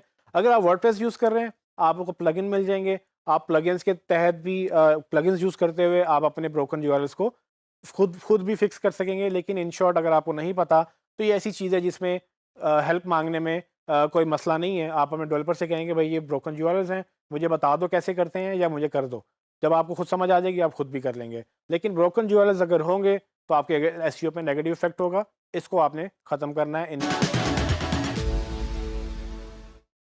पेज लोडिंग भी एक एडवांस फैक्टर है जो गूगल बड़ी सीरियसली नोट करता है। गूगल स्पीड के बारे में और यूज़र एक्सपीरियंस के बारे में इतना कॉन्शियस है कि गूगल ने पेज स्पीड को एसईओ का रैंकिंग फैक्टर बना दिया। और अब अगर आपकी वेबसाइट अच्छी लोड या जल्दी लोड नहीं होगी आपको गूगल पेनल्टी डालेगा। पहले कुछ अर्से पहले तक गूगल ये तो ज़रूर कहता था कि आप स्पीड ऑप्टिमाइज़ करें आपको बेनिफिट मिलेगा, लेकिन उसने सज़ा अभी मुतय्यन नहीं की थी, यानी कि अभी उसने पेनल्टी डिसाइड नहीं की थी। अब उसने कहा है कि जी मैं बाकायदा पेनल्टी डालूँगा उस वेबसाइट को जो कि टाइम पर या जल्दी लोड नहीं होगी। तो गूगल पेज स्पीड किन-किन चीज़ों पे डिपेंड करती है? वो उसमें कुछ चीज़ें आ जाती हैं जो आपकी में से वेबसाइट का आपका लोड कितना है, मतलब आपने वेबसाइट के ऊपर क्या-क्या डाला है, उस पे कितने इमेजेस हैं, कितना कंटेंट है, उसका लेंथ क्या है। उसके बाद आपका सर्वर क्या है। सर्वर से मुराद कि आपने अच्छी होस्टिंग ली है, बुरी होस्टिंग ली है, आप पाकिस्तान से वेबसाइट खोल रहे हैं लेकिन सर्वर आपका यूएस में है, तो इतनी लंबी कॉल जाती है, वहाँ से कॉल वापस आती है। ये हमें पता तो नहीं चलता, लेकिन ये कुछ सेकंड का जो गैप आता है असल में ये कॉल बहुत लंबी हो जाती है। इसको कैसे सॉल्व करना होता है? उसके बाद ये है कि आपने जो कंटेंट डाला उसका साइज़ क्या था। आपको याद होगा जब हमने इमेज एसईओ पढ़ी थी उसमें हमने इमेज की एसईओ के इमेज के साइज़ को ऑप्टिमाइज़ेशन की बात की थी। असल में वो इमेज का साइज़ भी अगर ऑप्टिमाइज़ होगा तो बाकी साइज़ भी ऑप्टिमाइज़ होगा, तो पूरे पेज का साइज़ ऑप्टिमाइज़ होगा। पूरे पेज का साइज़ ऑप्टिमाइज़ होने से क्या फ़ायदा होगा कि हमारी पेज की स्पीड अच्छी होगी और गूगल हमें अच्छी रैंकिंग देगा। और अगर हम नहीं ऑप्टिमाइज़ करेंगे, हमारे कंपैरेटर की पेज की स्पीड अच्छी हो जाएगी और गूगल उसको अच्छी रैंकिंग दे देगा। सो अगेन ये काम ऐसा है कि जो आप नहीं कर सकेंगे, जो आपके डिपार्टमेंट में फॉल ही नहीं करता। ये डेवलपमेंट का काम है, ये वेबसाइट बनाने वालों का काम है कि वो अच्छी कोड लिखें, वो चीज़ें ऑप्टिमाइज़ करें, और डिज़ाइनर का काम है कि आपको अच्छे इमेजेस दे, ऑप्टिमाइज़ करके दे। लेकिन आपकी रिस्पॉन्सिबिलिटी होगी कि आप उनको उनसे ये काम करवाएँ। आप उनको गाइड करेंगे कि भाई ये चीज़ एसईओ पे इफ़ेक्ट कर रही है और हमें ये करके दो। तो आपने उनको आराम से या क्लाइंट से डिस्कस करना है कि भाई ये एसईओ में नेगेटिव इम्पैक्ट आ रहा है, हमारी पेज की स्पीड डाउन जा रही है और हम पेज की स्पीड बेहतर करेंगे। नॉर्मली मेरे एक्सपीरियंस के मुताबिक 2 चीज़ें, 2 वजूहात हैं जिसकी वजह से कभी लोग इसको फिक्स नहीं करते। एक चीज़ ये कि उनको पता ही नहीं होता कि ये एक इतना इंपॉर्टेंट फैक्टर बन गया है कि एक्चुअली आप इससे रैंक भी कर सकते हैं, और अगर आप इसको नहीं करेंगे ऑप्टिमाइज़ तो आप उससे पेनल्टी भी आपको मिलेगी। दूसरी रीज़न ये होती है कि क्लाइंट को शायद पता भी हो, आपको भी शायद पता हो, लेकिन लोग इसको करने के मारे, मतलब कि इसको चूँकि थोड़ा-सा हेक्टिक हो जाता है या डेवलपमेंट इन्वॉल्व हो जाती है और टेक्निकल थोड़ा ज़्यादा हो जाता है, लोग करने की वजह से इसको करते ही नहीं हैं, क्योंकि भई ये करेगा कौन या कैसे किया जाएगा, तो वो थोड़ा मुश्किल लगता है। इन शॉर्ट अगर आप नहीं करेंगे, चाहे रीज़न कोई भी है, आपको गूगल पेनल्टी डालेगा, और अगर आपको पेनल्टी पड़ेगी तो आपकी जॉब पे असर होगा। इसको चेक करने का एक गूगल ने खुद ही टूल दिया है जिसका नाम गूगल पेज स्पीड इनसाइट्स है। अगर आप Google page speed insight use करेंगे तो गूगल आपको एक पेज का स्कोर बताएगा कि आपके पेज के ऊपर क्या-क्या लोड हुआ और उसने क्या-क्या प्रॉब्लम्स देखी हैं, और उसका आपको सॉल्यूशन भी बताएगा कि भाई ये चीज़ें ऑप्टिमाइज़ करो तो आपका स्कोर बढ़ जाएगा। ये आपको 100 में से स्कोर देता है, जिसमें 100 मोबाइल पे और डेस्कटॉप दोनों पे देता है। अभी हम इसको डिस्कस इसलिए नहीं करेंगे क्योंकि मैंने पूरा एक टॉपिक इस टूल के ऊपर रखा है। मैं आपको हैंड्स ऑन प्रैक्टिस करवाऊँगा कि किस तरह से आप पेज की स्पीड टेस्ट करेंगे और उसको किस तरह से आप बाद में डेवलपर के हवाले करेंगे कि भाई ये चीज़ें ऑप्टिमाइज़ करो। इसको हम सब एक पूरे सेशन में करेंगे। तो अभी सिर्फ आप इतना समझ लें, स्पीड एक बहुत इंपॉर्टेंट फैक्टर है। अगर आपकी पेज की स्पीड स्लो है, ये वो उन advance on page optimisation factors में से इंक्लूडेड है, जिसमें आपको डेवलपर की हेल्प चाहिए होगी, और मैं चाहता था कि मैं आपको ये एक्सप्लेन कर दूँ ताकि आपको पता हो कि ये भी हमने देखना है, चाहे डेवलपर आपका है या नहीं है। आप जब आपके पास जब होगा, आप उससे ये काम करवाएँगे, नहीं होगा तो आप हायर करके फिर ये काम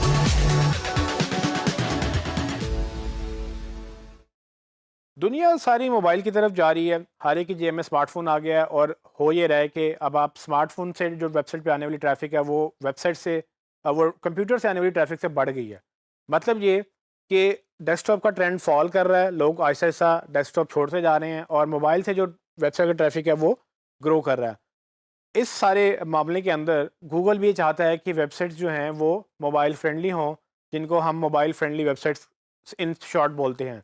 मोबाइल फ्रेंडली का मतलब क्या है? मोबाइल फ्रेंडली का मतलब ये है कि आपकी वेबसाइट ना सिर्फ मोबाइल पे अच्छी लगे, बल्कि मोबाइल के मुताबिक बनी हुई हो। इसमें डिफरेंस है। मोबाइल फ्रेंडली और मोबाइल रिस्पॉन्सिवनेस में ये डिफरेंस है कि मोबाइल फ्रेंडली वेबसाइट ऐसी कोई भी वेबसाइट जो मोबाइल पर लोड हो जाए, उसको मोबाइल फ्रेंडली वेबसाइट आप कह सकते हैं। लेकिन मैं जब मोबाइल फ्रेंडली वेबसाइट कह रहा हूँ, मेरा ये मतलब है कि वो ना सिर्फ मोबाइल पर लोड हो जाए, बल्कि मोबाइल के मुताबिक लोड हो। इसको मैं भी आपको एक्सप्लेन करता हूँ कि इससे क्या मुराद है। असल में स्क्रीन का साइज़ जो है वो डिफरेंट हो गया। अब इतनी स्क्रीन के साइज़ेज़ हो गए हैं कि वेबसाइट का एक स्क्रीन के साइज़ के मुताबिक डिज़ाइन कर ही नहीं सकते हैं। क्योंकि कोई 24 इंच मॉनिटर यूज़ कर रहा है, कोई 12 इंच कर रहा है, कोई लैपटॉप कर रहा है, कोई टैबलेट कर रहा है, कोई मोबाइल कर रहा है, और मोबाइल में भी बेशुमार स्क्रीन साइज़ेज़ हैं। हज़ारों की तादाद में मोबाइल की कैटेगरीज़ हैं।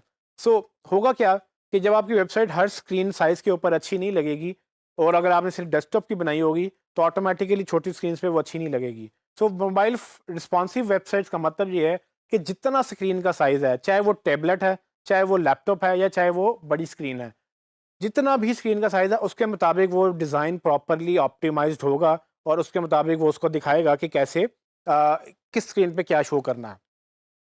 इसको तो इन शॉर्ट बोलते हैं कि मोबाइल रिस्पॉन्सिवनेस। जैसे कि आप देख सकते हैं कि ये एक वेबसाइट डिफरेंट स्क्रीन साइज़ेस पर किस तरह से अच्छी लग रही है। इसमें अगेन ये आप नहीं कर सकेंगे, ये एक डेवलपर का काम है कि वो बेसिकली इसको ऑप्टिमाइज़ करेगा, और आपने ये देखना है कि क्या ये ऑप्टिमाइज़्ड है या नहीं है, क्योंकि गूगल हमें पेनल्टी इस बात की भी डालेगा कि भाई सारी दुनिया मोबाइल पे चलेगी, मैं मोबाइल को इतना प्रमोट कर रहा हूँ, आपकी वेबसाइट मोबाइल पे अच्छी क्यों नहीं लग रही। सो गूगल हमें वहाँ से पेनल्टी डालेगा, और ये वो चीज़ें हैं जो हमें मेक श्योर करनी होती हैं कि गूगल की वजह से हम मोबाइल फ्रेंडलीनेस को, यानी कि मोबाइल रिस्पॉन्सिवनेस को बड़ा बेहतर करें। और इसमें ना सिर्फ मोबाइल रिस्पॉन्सिवनेस है, बल्कि मोबाइल की एसईओ, फिर उसकी अपनी और भी जार्गन्स हैं जो कि गूगल देखता है। मैं आपको आगे भी बताऊंगा कि इसमें और क्या क्या चीज़ें ऐड हो सकती हैं। तो फिलहाल मैं आपको दिखाने की गर्ज से बता देता हूँ कि फॉर एग्जांपल ये एक वेबसाइट है जो डेस्कटॉप पे ठीक लग रही है। आप देखेंगे मोबाइल में, मोबाइल व्यू में अगर आप देखें तो वो नज़र तो आ रही है, लेकिन उसका ऑप्टिमाइज स्क्रीन नहीं है। लेकिन अगर राइट वाला आप इमेज देखें तो उसमें प्रॉपरली इमेज रीसाइज हुआ उस स्क्रीन के मुताबिक। लेफ्ट वाले इमेज में वो डेस्कटॉप वाली वेबसाइट हमें नज़र तो आ गई, ये मोबाइल फ्रेंडली तो हो गया, लोग आर्ग्यू करेंगे देखें मोबाइल में खुल रही है वेबसाइट। मोबाइल में वेबसाइट खुल जाना और मोबाइल में प्रॉपरली वेबसाइट का दिखना, दोनों में बहुत गहरा फ़र्क है, और गूगल इसको बड़ी अच्छे से मॉनिटर करता है। और अगर आपकी वेबसाइट मोबाइल रिस्पॉन्सिव नहीं होगी तो आपकी एसईओ बेहतर नहीं हो सकेगी। गूगल उन लोगों को रैंक करेगा जो आपके कंपेटिटर्स होंगे और मोबाइल रिस्पॉन्सिव अच्छी वेबसाइट बना लेंगे। सो आपकी जॉब ये है कि आप अच्छी वेबसाइट बनवाएं। अगर आपका टीम नहीं है तो आप अपने क्लाइंट से कहें, या अपने अगर आप खुद बिजनेस चला रहे हैं तो अपनी टीम हायर करें। अगर आपका टीम है तो आप डेफिनेटली उनको कहें कि भाई हमें ये बेहतर चाहिए, और इसको बहुत ज़रूरी है कि बेहतर करना, क्योंकि इससे आपका बिजनेस भी ग्रो करेगा, और जो है ना आपकी एसईओ में रैंकिंग भी बढ़ेगी। मोबाइल रिस्पॉन्सिवनेस सिर्फ यूज़र को, सिर्फ गूगल को नहीं चाहिए, बल्कि यूज़र को भी चाहिए। तो आप ये बात याद रखें, गूगल हमेशा यूज़र को फॉलो करता है। जो भी काम गूगल कर रहे हो कहता है बेसिकली यूज़र के माइंडसेट से कहता है। सो आप यूज़र को फॉलो करें या गूगल को फॉलो करें, बात एक ही है कि आपकी वेबसाइट अच्छी होगी, यूज़र भी रुकेगा, आएगा भी, और अगर आपकी वेबसाइट अच्छी होगी गूगल भी आपको ऊपर लेके जाएगा। Simple is that. आपको अच्छी वेबसाइट चाहिए और ये आपका काम नहीं है, इसलिए ये एडवांस टॉपिक मैंने रखा, क्योंकि ये आपने डेवलपर से करवाना है, और आपको कोई शर्म नहीं आनी चाहिए कि डेवलपर से कहते हुए कि भाई हमें मोबाइल। हमने मोबाइल रिस्पॉन्सिवनेस की बात की और हमने देखा कि गूगल बहुत सीरियस है।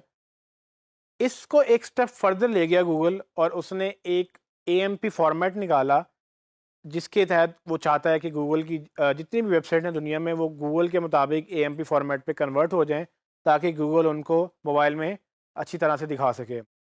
वो एएमपी फॉर्मेट है क्या? सो बेसिकली ये एक ओपन सोर्स प्रोजेक्ट है गूगल की तरफ से, जिसमें उसने ये एक मिशन शुरू किया है कि एक्सेलरेटेड मोबाइल पेजेस, मतलब ये कि एएमपी से ऐसे मोबाइल पेजेस बनाए जाएं जो कि फ़ौरन लोड हो जाएं।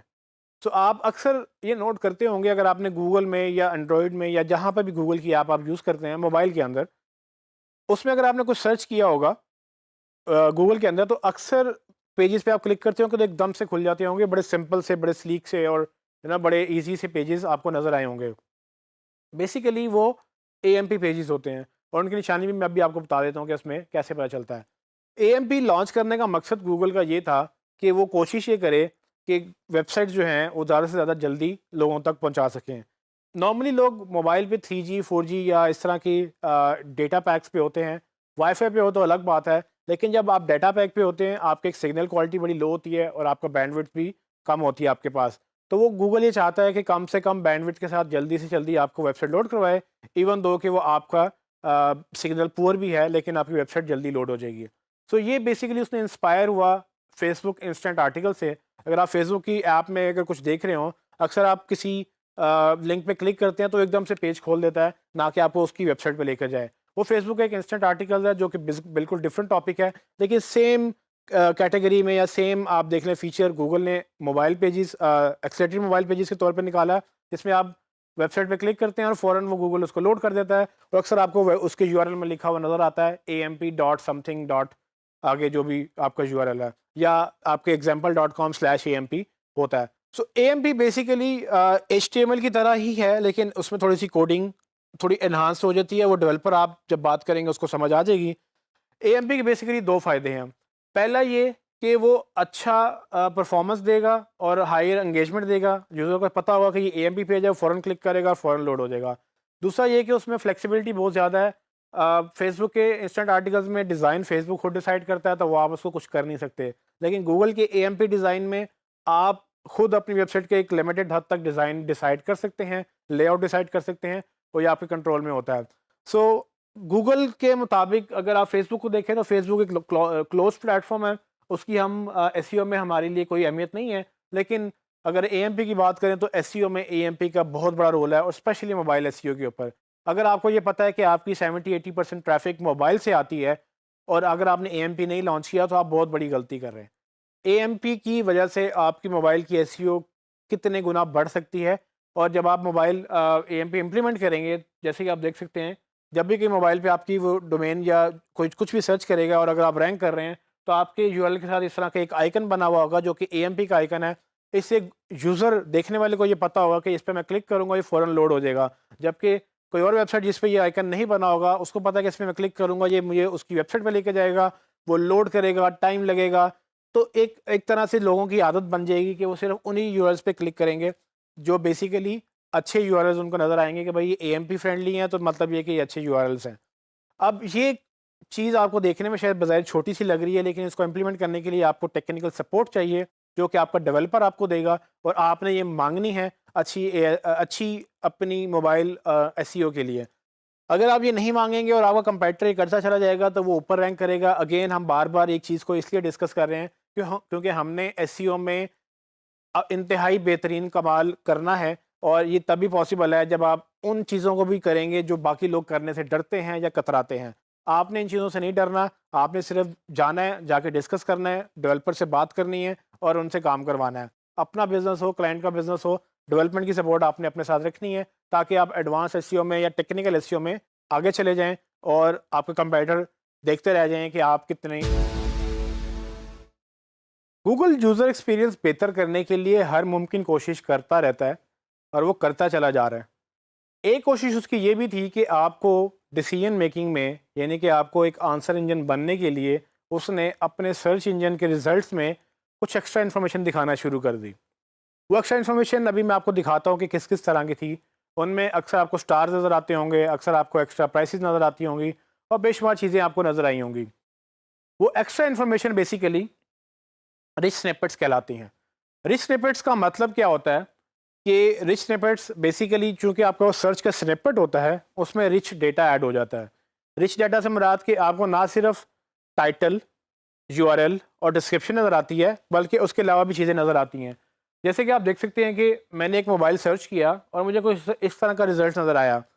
अगर आप थोड़ा सा गौर से देखें तो ये रिज़ल्ट आम रिज़ल्ट की तरह नहीं है। इसमें आपको कुछ एक्स्ट्रा चीज़ें नज़र आएंगी जो कि आपको समझ आएगा कि ये 3 डिफरेंट रिज़ल्ट जो हमें नज़र आ रहे हैं उसमें किसी रिज़ल्ट में ज़्यादा और किसी रिज़ल्ट में कम है। फॉर एग्ज़ाम्पल 1, 2 और 3 में से 1 और 3 में कुछ एक्स्ट्रा इन्फॉर्मेशन है जबकि 2 में नहीं है। आप अंदाज़ा लगाएं कि इसमें क्या नहीं है। सो फॉर एग्ज़ाम्पल अब आप देखेंगे कि 1, 2 और 3 में बेसिकली डिफरेंस क्या है। 2 वैसे का वैसे ही है, जबकि 1 और 3 में आपको एक्स्ट्रा चीज़ें नज़र आ रही हैं। ये वो इन्फॉर्मेशन है जो गूगल ने आपको अपनी वेबसाइट के ऊपर ही, सर्च इंजन के ऊपर ही दिखा दी, ताकि आप क्लिक करने से पहले डिसाइड कर लें कि क्या इस पेज पे वो आपको रिजल्ट मिलेगा कि नहीं मिलेगा। अब ये डेटा कहाँ से आया? ये डेटा बेसिकली आपकी वेबसाइट से ही आता है। ये इसको रिच स्निपेट्स बोलते हैं, कुछ लोग इसको माइक्रो डेटा बोलते हैं, इसके डिफरेंट नाम हैं। फॉर एग्जांपल रिच स्निपेट्स तो मैंने आपको बताया, जैसे स्ट्रक्चर्ड डेटा भी बोलते हैं इसको, इसको स्कीमा टैग्स भी बोलते हैं, माइक्रो डेटा भी बोलते हैं, और कभी कभी इसको रिच डेटा भी बोल देते हैं। डिफरेंट नाम है इसी एक एक्स्ट्रा एक्टिविटी के, लेकिन अल्टीमेटली मतलब यही है कि इससे आपको गूगल के अंदर या गूगल पे जब आप रैंक करते हैं, आपकी ना सिर्फ टाइटल, यूआरएल और डिस्क्रिप्शन जाती है, बल्कि उसके अलावा एक्स्ट्रा इन्फॉर्मेशन भी जाती है। अब वो एक्स्ट्रा इन्फॉर्मेशन क्या होगी? वो extra information basically different types की होती हैं, और इन डिफरेंट टाइप्स को डिफ़ाइन करने के लिए सर्च इंजन ने, यानी गूगल, बिंग और दूसरे सर्च इंजन ने मिलकर एक मुश्तरका एक कमेटी या समझ लें यहाँ पे एक अथॉरिटी बना दी है, जिसको उन्होंने कहा कि हम मिल बैठकर ये डिसाइड करेंगे कि एक पर्टिकुलर कैटेगरी के बारे में हमें क्या क्या इन्फॉर्मेशन चाहिए। फॉर एग्जांपल अगर एक मोबाइल की बात हो रही है तो मोबाइल का एक नाम होता है, मोबाइल का एक मॉडल होता है, उसका कलर होता है, उसकी कंपनी होती है, उसकी प्राइस होती है, उसकी फीचर्स होते हैं। ये सब चीज़ें वो एक्स्ट्रा इन्फॉर्मेशन है जो गूगल देखना चाहेगा अभी फ़िलहाल सर्च इंजन और गूगल को ये प्रॉब्लम होती है कि जब वो नाम पढ़ते हैं सैमसंग या हुआवे या कोई भी और कंपनी, उनको नहीं पता कि ये कंपनी है, उनको नहीं पता कि इस गैलेक्सी S9 एक मोबाइल है।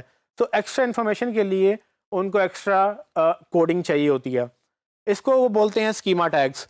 सो schema.org एक ऐसी वेबसाइट है जो बेसिकली सब पूरी दुनिया में जितना भी रिच स्निपेट या रिच डेटा की बात होती है वो schema.data या schema.org के ऊपर बेसिकली डिसाइड होती है। तो ये वो नॉन प्रॉफिट ऑर्गेनाइजेशन है जो सिर्फ इसी चीज़ पे काम करती है कि कौन सी नई इन्फॉर्मेशन आएगी, उसका स्टैंडर्ड क्या होगा।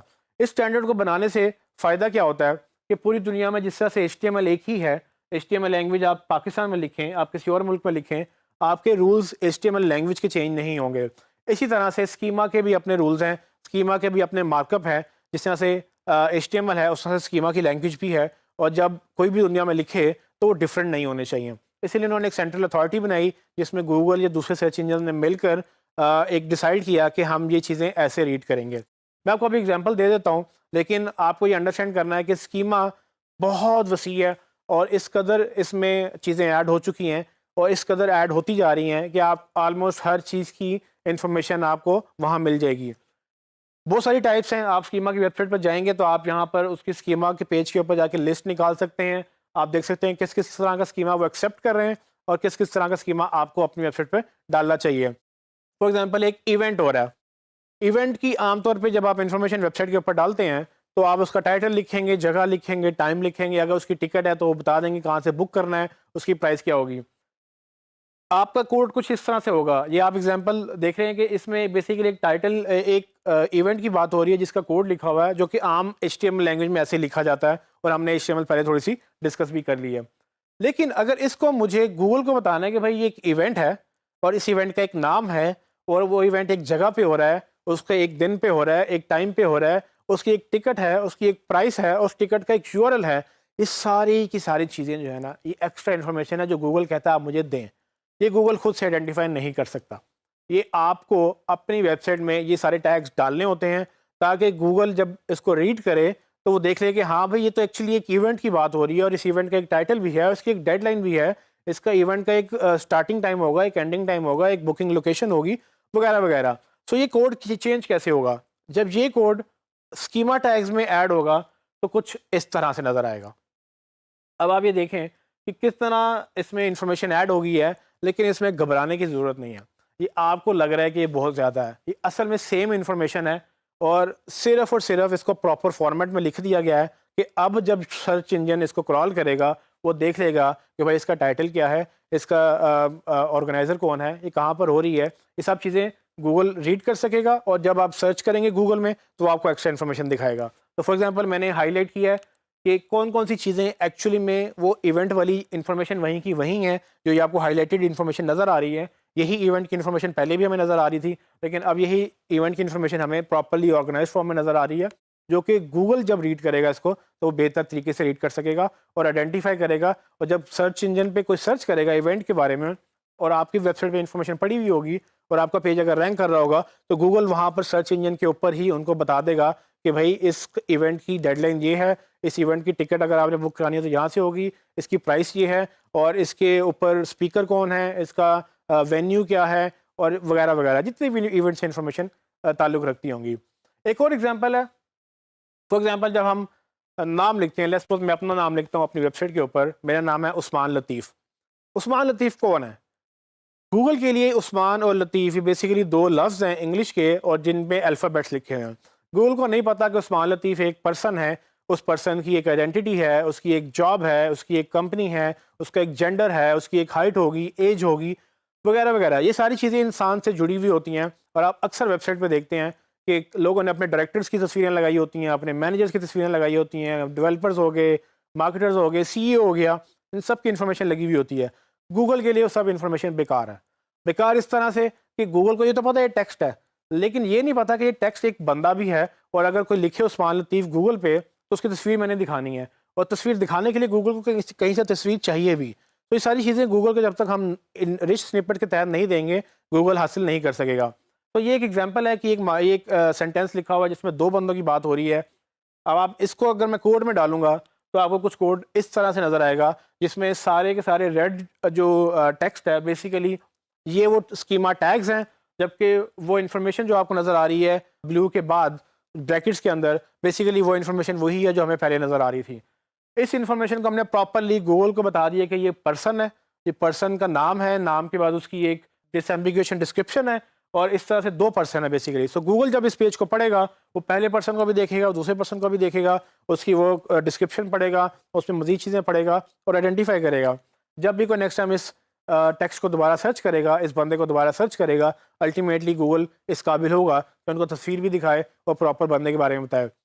आगे चल के मैं आपको कुछ टिप्स और दूंगा स्कीमा से रिलेटेड, जिसमें मैं आपको स्पेसिफिकली बताऊंगा कि बहुत सारी कॉमन स्कीमा टाइप्स क्या हैं और वो कैसे कैसे इंप्लीमेंट हो रही हैं। लेकिन ये याद रखिएगा, जितनी भी चीज़ें मैं बता रहा हूँ, आज से 1 साल बाद गूगल क्या नया लॉन्च करता है, 2 साल बाद क्या नया लॉन्च करता है, ये चीज़ें बढ़ती चली जा रही हैं। आपकी जॉब ये है कि आपने इन सबको अंडरस्टैंड करना है, इनके ऊपर नज़र रखनी है। और जैसे ही आपको नई चीज़ मिले, आप अपने डेवलपर से ये सब चीज़ें इम्प्लीमेंट करवाएं। इसको देख के घबराना नहीं है कि भाई ये मैं कैसे करूँगा, आपने नहीं करना। आपने डेवलपर से करवाना है और आपने क्लाइंट को समझाना है कि भाई ये रिस्पॉन्सिबिलिटी एसईओ की नहीं है।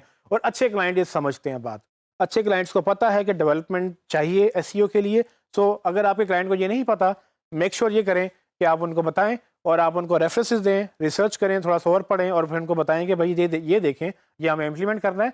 मैं मार्केटर हूँ, मैं डेवलपर नहीं हूँ, तो मैं आपकी ये कोडिंग नहीं लिख सकता। सो इन शॉर्ट इसको सबको इम्प्लीमेंट करेंगे तो आपकी इन्फॉर्मेशन बेहतर होगी और आप अच्छा गूगल पे रैंक कर सकेंगे।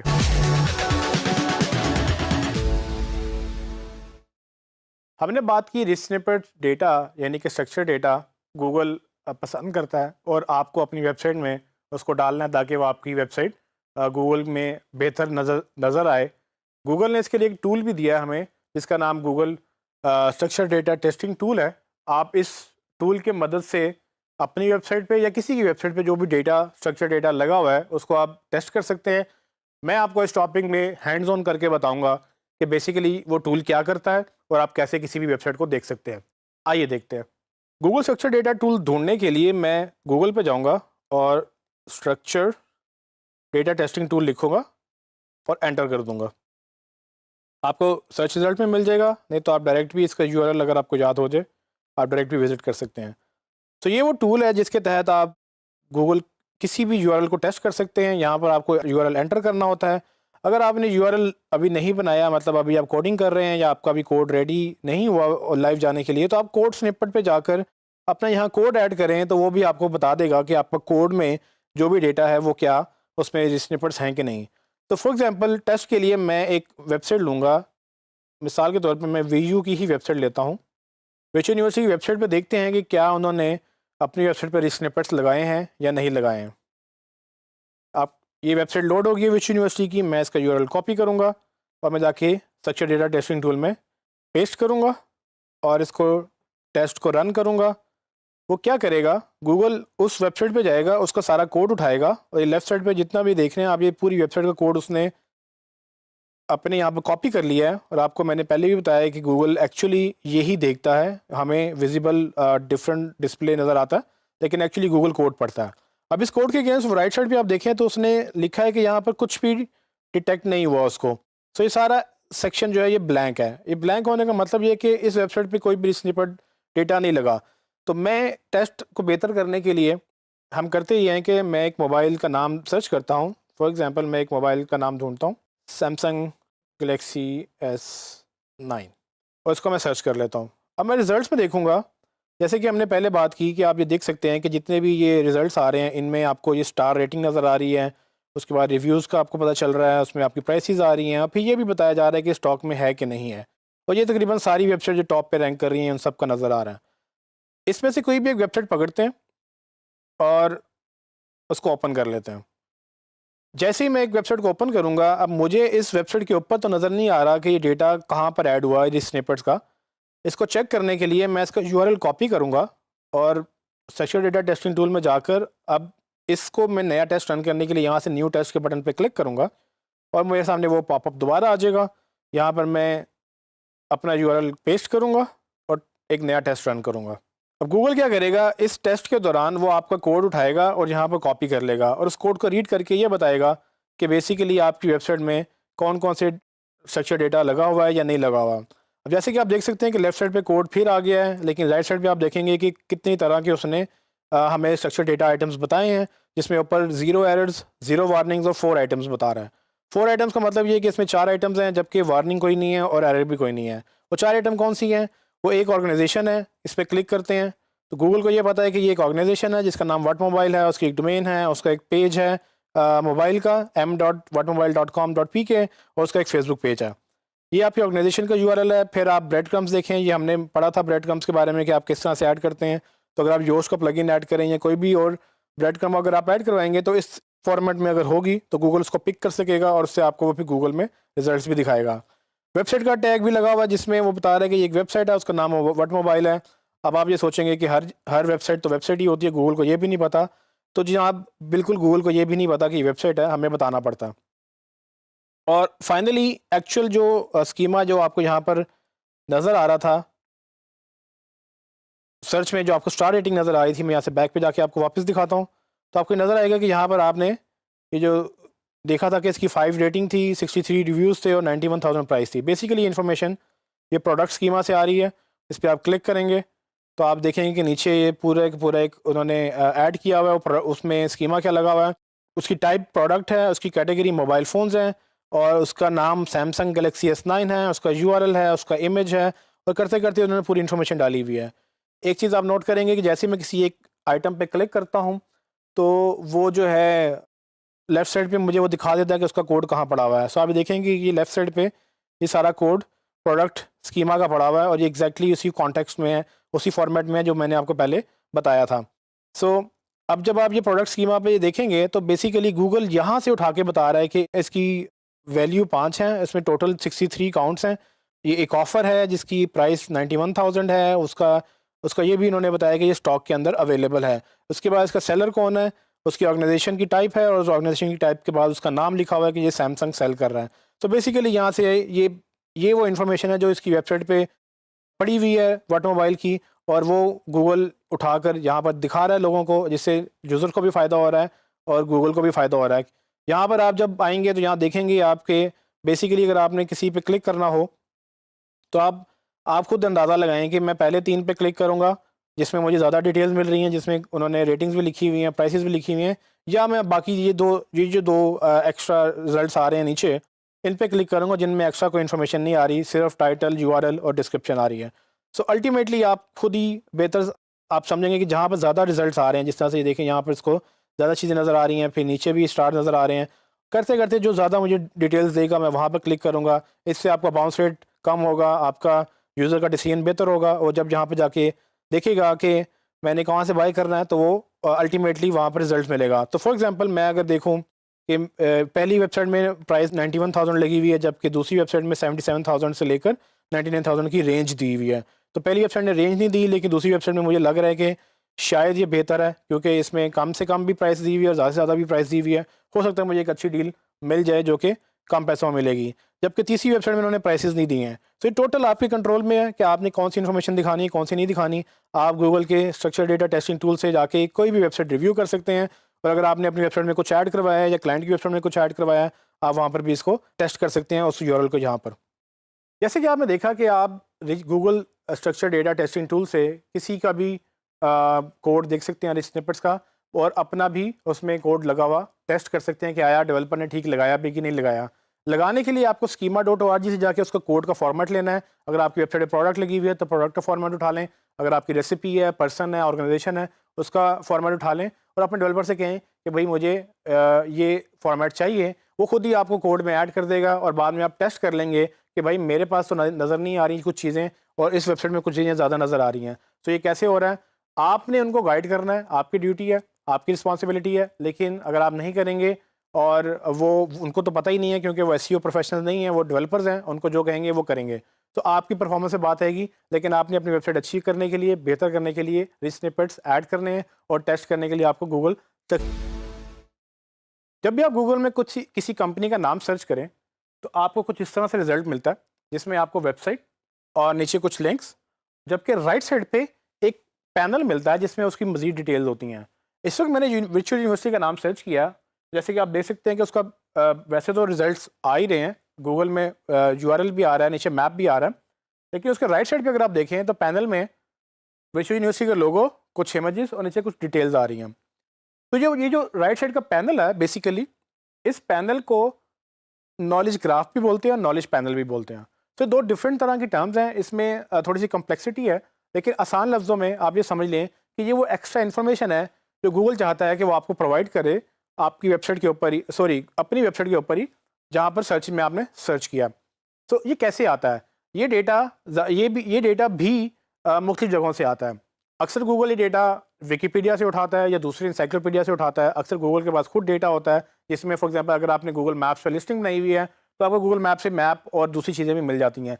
लेकिन अक्सर ये डेटा वेबसाइट से भी उठाया जाता है। तो गूगल इस पूरे पैनल को डेडिकेट करता है आपके ब्रांड को।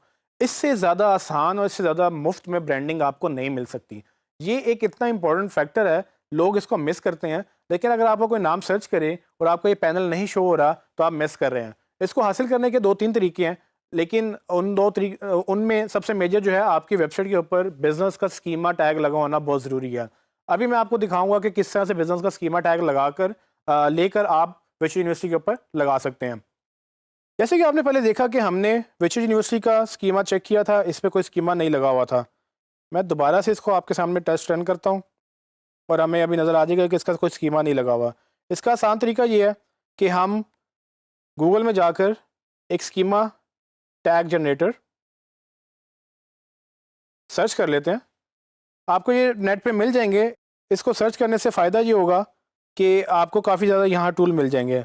मेरा एक फेवरेट टूल है जो कि एसईओ चैट ने लॉन्च किया है। ये मुझे तो बहुत अच्छा लगता है, आप अपना देख सकते हैं कि आपको कोई और अच्छा लगता है कि नहीं। सो अभी मैं एसईओ चैट के टूल को ओपन करूँगा और अब चूंकि मैंने यहाँ पर बिज़नेस का स्कीमा लगाना है, यहाँ पर मैंने गूगल को ये बताना है कि मेरी वेबसाइट पे ये बिज़नेस है वर्चुअल यूनिवर्सिटी और एक एजुकेशनल बिज़नेस है, तो आप इसको वैसे ही दिखाएं। तो मैं क्या करूँगा कि मैं इसको स्कीमा जनरेट करूँगा इसका।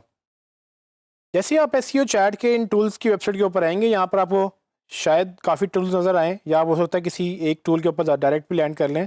मुझे असल में इस brand organisation rich snippet schema generator वाले टूल पे जाना है और मैं इस पर क्लिक करूँगा। Brand organisation rich snippet schema generator इसका नाम है और आप ये भी देखेंगे कि नीचे ये बेसिकली schema.org/ऑर्गेनाइजेशन का इसमें स्कीमा लगाएगा।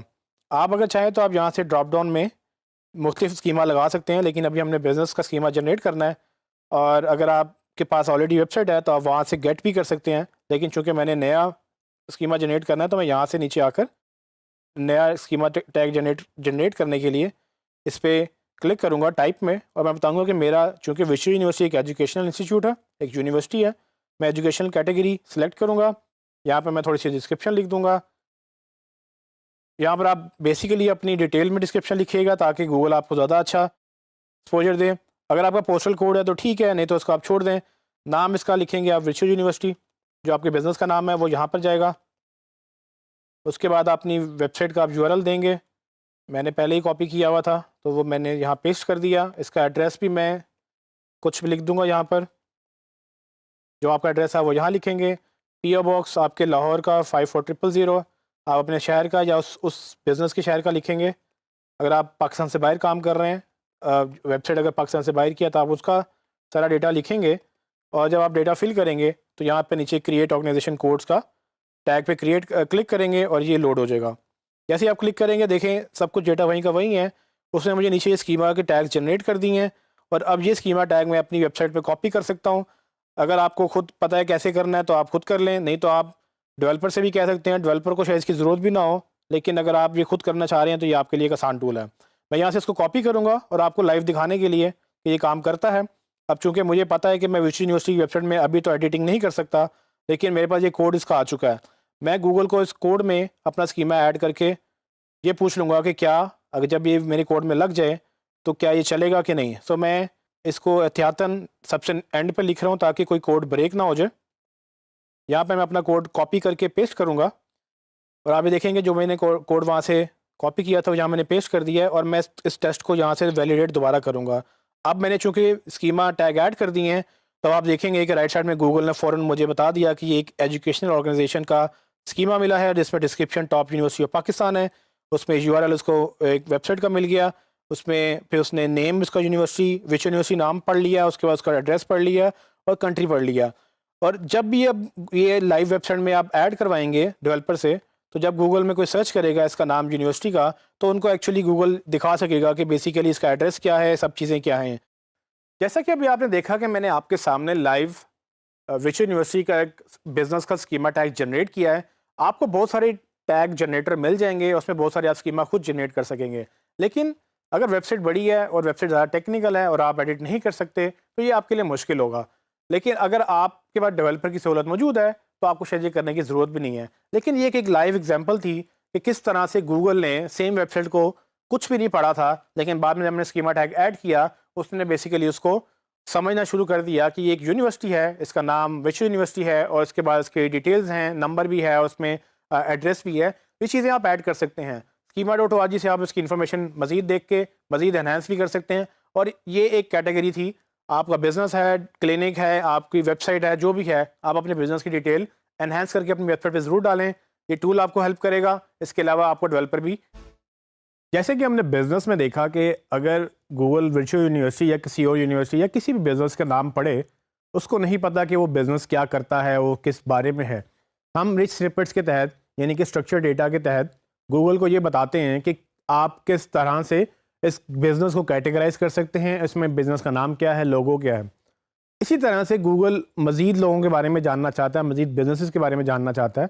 उनमें से आपने अक्सर देखा होगा कि जब आप गूगल में कुछ पर्सनैलिटी के बारे में सर्च करें, मतलब कि शाहिद अफरीदी, फवाद खान या और भी ऐसी कोई पॉपुलर पर्सनैलिटीज़, तो राइट साइड पे आपको इस तरह से कुछ उनका एक बॉक्स नज़र आता है, जिसमें आपको वो उनकी डेट ऑफ बर्थ, उनकी पर्सनल लाइफ के बारे में, उनकी एज वगैरह, और उनकी यहाँ तक कि अगर कोई एक्टर है तो उसकी फ़िल्में भी आपको मिलेंगी। तो ये डेटा मोस्टली विकीपीडिया से गूगल पिक करता है। लेकिन अगर आप अपनी वेबसाइट पे अपना नाम या अपनी प्रोफाइल बनाते हैं, तो गूगल को नहीं पता कि उस्मान लतीफ़ कौन है। अगर कोई यूज़र सर्च करे गूगल में उस्मान लतीफ़, गूगल को ये नहीं पता कि उस्मान लतीफ़ एक पर्सन है, जिसकी एक टाइटल है, जिसकी एक कंपनी है। तो अगर मैं अपनी वेबसाइट बनाऊं और उस वेबसाइट में अपने प्रोफाइल बनाऊं, तो मैं उसमें अपना रिच स्निपेट्स डाल सकता हूं, जिसमें मैं खुद को एज अ पर्सन गूगल को बताऊंगा कि उस्मान लतीफ़ एक पर्सन का नाम है और उसकी एक सर्टेन क्वालिफ़िकेशन है, उसकी एक टाइटल है। ये सारी चीज़ें आप डिटेल में एक्सप्लेन कर सकते हैं। मैं आपको भी प्रैक्टिकल करके दिखाऊंगा कि किस तरह से वर्चुअल यूनिवर्सिटी ने अगर अपने वेबसाइट पे रेक्टर का एक पेज बनाया है, तो गूगल को कैसे पता कि ये रेक्टर कौन है और इसका नाम क्या है, और उसके बारे में वर्चुअल यूनिवर्सिटी कैसे गूगल को हेल्प कर सकती है कि जब भी कोई सर्च करे इनका नाम, तो असल में वो इस पेज के ऊपर रैंक कर जाएँ। तो ये चीज़ मैं आपको अभी प्रैक्टिकल करके दिखाऊंगा कि किस तरह से आप एक स्निपेट रिच स्निपेट पर्सन के लिए क्रिएट कर सकते हैं। अगर आप विच यूनिवर्सिटी की वेबसाइट पे जाएं, तो वहाँ पर आपको ये अबाउट का सेक्शन नज़र आएगा, जहाँ पर ये रेक्टर का एक मैसेज पड़ा हुआ है। सो विच यूनिवर्सिटी के रेक्टर एक पर्सन है, और अगर विच यूनिवर्सिटी इस पर्सन को प्रॉपरली स्कीमा के साथ प्रेजेंट करे, तो गूगल को अंडरस्टैंड कर लेना चाहिए कि ये डॉक्टर नवीद ए मलिक जो हैं, बेसिकली ये इनके विच यूनिवर्सिटी के रेक्टर हैं। बट एक्चुअली हम चेक करेंगे कि क्या वाकई गूगल को ये पता है कि डॉक्टर नवीद ए मलिक इस पेज के ऊपर मैंशनड है और उनकी पोजीशन भी मैंशनड है।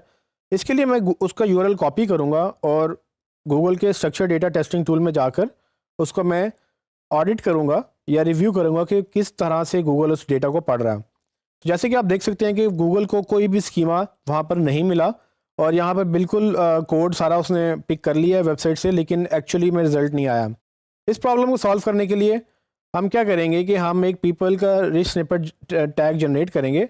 आपको मैंने पहले एसईओ चैट के टूल्स बताए हैं, उसमें से आप स्कीमा टूल्स के अंदर जाकर पर पीपल यानी कि पर्सन का टूल यूज़ कर सकते हैं। इस टूल में जाएंगे तो आपको कुछ ऑप्शन मिलेंगी। सबसे पहले तो आपने उनका नाम लिखना है, जो कि डॉक्टर नवीद ए मलिक है। मैं इस नाम को कॉपी करके यहाँ पेस्ट करूँगा। वो रेक्टर हैं, यहाँ पर मैं रेक्टर उनकी जॉब टाइटल लिखूँगा। डिस्क्रिप्शन में मैं उनका, आपकी जो भी डिस्क्रिप्शन बनती है आप वो लिख सकते हैं। तो मेक श्योर कि आपका जो भी यहाँ डेटा है वो आपका एग्जैक्टली मैच करता हो आपकी जो एक्चुअल इन्फॉर्मेशन है। पोस्टल कोड हमारा, आपका जो भी जिस सिटी में भी वो यूनिवर्सिटी लोकेटेड है आप उसका लिख सकते हैं। मैं रैंडम कोई भी लिख रहा हूँ, ईमेल अगर आप देना चाहें, ये पब्लिक इन्फॉर्मेशन होगी, अगर आप ईमेल देना चाहें तो आप दे सकते हैं, अगर आप नहीं देना चाहें तो आप वो इग्नोर भी कर सकते हैं। ऑर्गेनाइजेशन में वर्चुअल यूनिवर्सिटी लिखूँगा। ऑथर का यूआरएल अगर हमारे पास है, अगर आपका कोई वो रेक्टर ब्लॉग लिखते हैं तो ब्लॉग का यूआरएल डालें, नहीं तो आप उसकी प्रोफाइल का यूआरएल डाल सकते हैं। यहाँ पर आप कॉपी पेस्ट करेंगे। उनकी बर्थडे अगर आपको पता है तो आप कोई भी उनका बर्थ डेट, जो भी उनकी एक्चुअल बर्थ डेट आप वो मेंशन करेंगे ताकि गूगल पिक कर सके। यहाँ पर एड्रेस आ जाएगा। मैं रैंडम सारी इन्फॉर्मेशन डालूंगा यहाँ पर ताकि हम जल्दी से इसको आगे लेके चलें। ठीक है जी, आपके सामने मैंने सारी इन्फॉर्मेशन फिल कर दी है। ये एक्चुअल आपकी उस पर्सन के बारे में करेक्ट इन्फॉर्मेशन होनी चाहिए। अगर आप करेक्ट नहीं लिखेंगे तो गूगल आपको मे बी पेनलाइज करे इस बात पे। तो आप देखेंगे जैसे मैंने क्रिएट पर्सन कोड्स पे क्लिक किया, इस बटन पे क्लिक करने के बाद नीचे कुछ टैग्स जनरेट हुए हैं। इसको मैं कॉपी करके अगर अपनी वेबसाइट में लगाऊं तो गूगल को अंदाज़ा हो जाएगा कि ये पेज किस बारे में है। इसको मैं लाइव डेमो दिखाने के लिए उसी पेज पे वापस आऊँगा जहाँ पर हमने स्ट्रक्चर डेटा टेस्ट किया था। इसके कोड में जाकर मैं एंड पे ऐड करके आपको एज एन एग्जांपल दिखा सकता हूँ कि जब मैं यहाँ पे कोड पेस्ट करूँगा, ये सारा कोड जो मैंने वहाँ पर क्रिएट किया था तो यहाँ मैंने ऐसे पेस्ट किया, और इस कोड को गूगल कैसे रीड करेगा इसको चेक करने के लिए हम दोबारा से ये टेस्ट वैलिडेट करेंगे और देखेंगे क्या गूगल वो पोजीशन उसकी उठा रहे हैं कि नहीं। तो गूगल ने यहाँ पर सारे डिटेल्स पिक कर ली हैं। जो हमने डेटा डाला था उसमें उन्होंने सिर्फ एक जो है ना इशू उसने क्रिएट किया है कि मेंबर की कैटेगरी जो उसने रिकग्नाइज नहीं किया है। सो ये वार्निंग है, ये इशू नहीं है। सो आप इसको एज इट इज़ डाल सकते हैं। वार्निंग को सॉल्व करना अच्छी बात है, लेकिन अगर नहीं वार्निंग सॉल्व हो रही तो आप फिर भी इसको लाइव कर सकते हैं। इसको मज़ीद डिटेल में प्रॉपरली करने के लिए आप अपने डेवलपर से भी बात कर सकते हैं। इन शॉर्ट आपने यहाँ देखा कि ये पर्सन, गूगल को अब ये पता है कि इस पेज के ऊपर एक पर्सन है। उस पर्सन का यहाँ पर टाइप पर्सन एक्सप्लेन हुई है, उसकी डिस्क्रिप्शन आ गई, बर्थ डेट आ गई, उनका यूआरएल आ गया, उनका नाम, उनकी पोजीशन और बाकी ऑर्गेनाइजेशन भी एक उनकी डिफरेंट वो कैटेगरी शुरू हो गई है। तो जब ये कोड आप एक्चुअल वेबसाइट में डालेंगे जिसकी एक्सेस अभी मेरे पास नहीं है, तो गूगल जब इस पेज को क्रॉल करेगा तो वो इस इन्फॉर्मेशन को गूगल में दिखाएगा भी।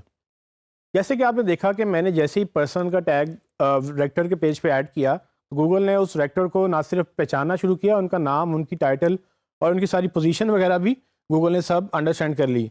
सो अक्सर वेबसाइट्स जो हैं वो अपनी बोर्ड ऑफ डायरेक्टर्स या अपनी टीम्स के पेजेस बनाते हैं, लेकिन उनमें वो उनकी डिटेल्स ऐड नहीं करते हैं। तो आप पूरी टीम लिख भी लें, गूगल को नहीं पता कि ये टीम है और ये पर्सन है एक्चुअली, जब तक कि आप उनको स्कीमा टैग्स नहीं लगाएंगे। और आप इसके लिए अपने डेवलपर से हेल्प ले सकते हैं। फाइनली मैंने आपको एक टूल बताया एसईओ चैट का, आप इसको यूज़ करते हुए भी आप इसको ऐड कर सकते हैं, स्कीमा टैग्स को जनरेट कर सकते हैं, या आप अपने डेवलपर से हेल्प ले सकते हैं। या फाइनली अगर आप वर्डप्रेस के ऊपर हैं तो वर्डप्रेस में आपको प्लगइन्स भी मिल जाते हैं जिसमें आप ये स्कीमा के टैग्स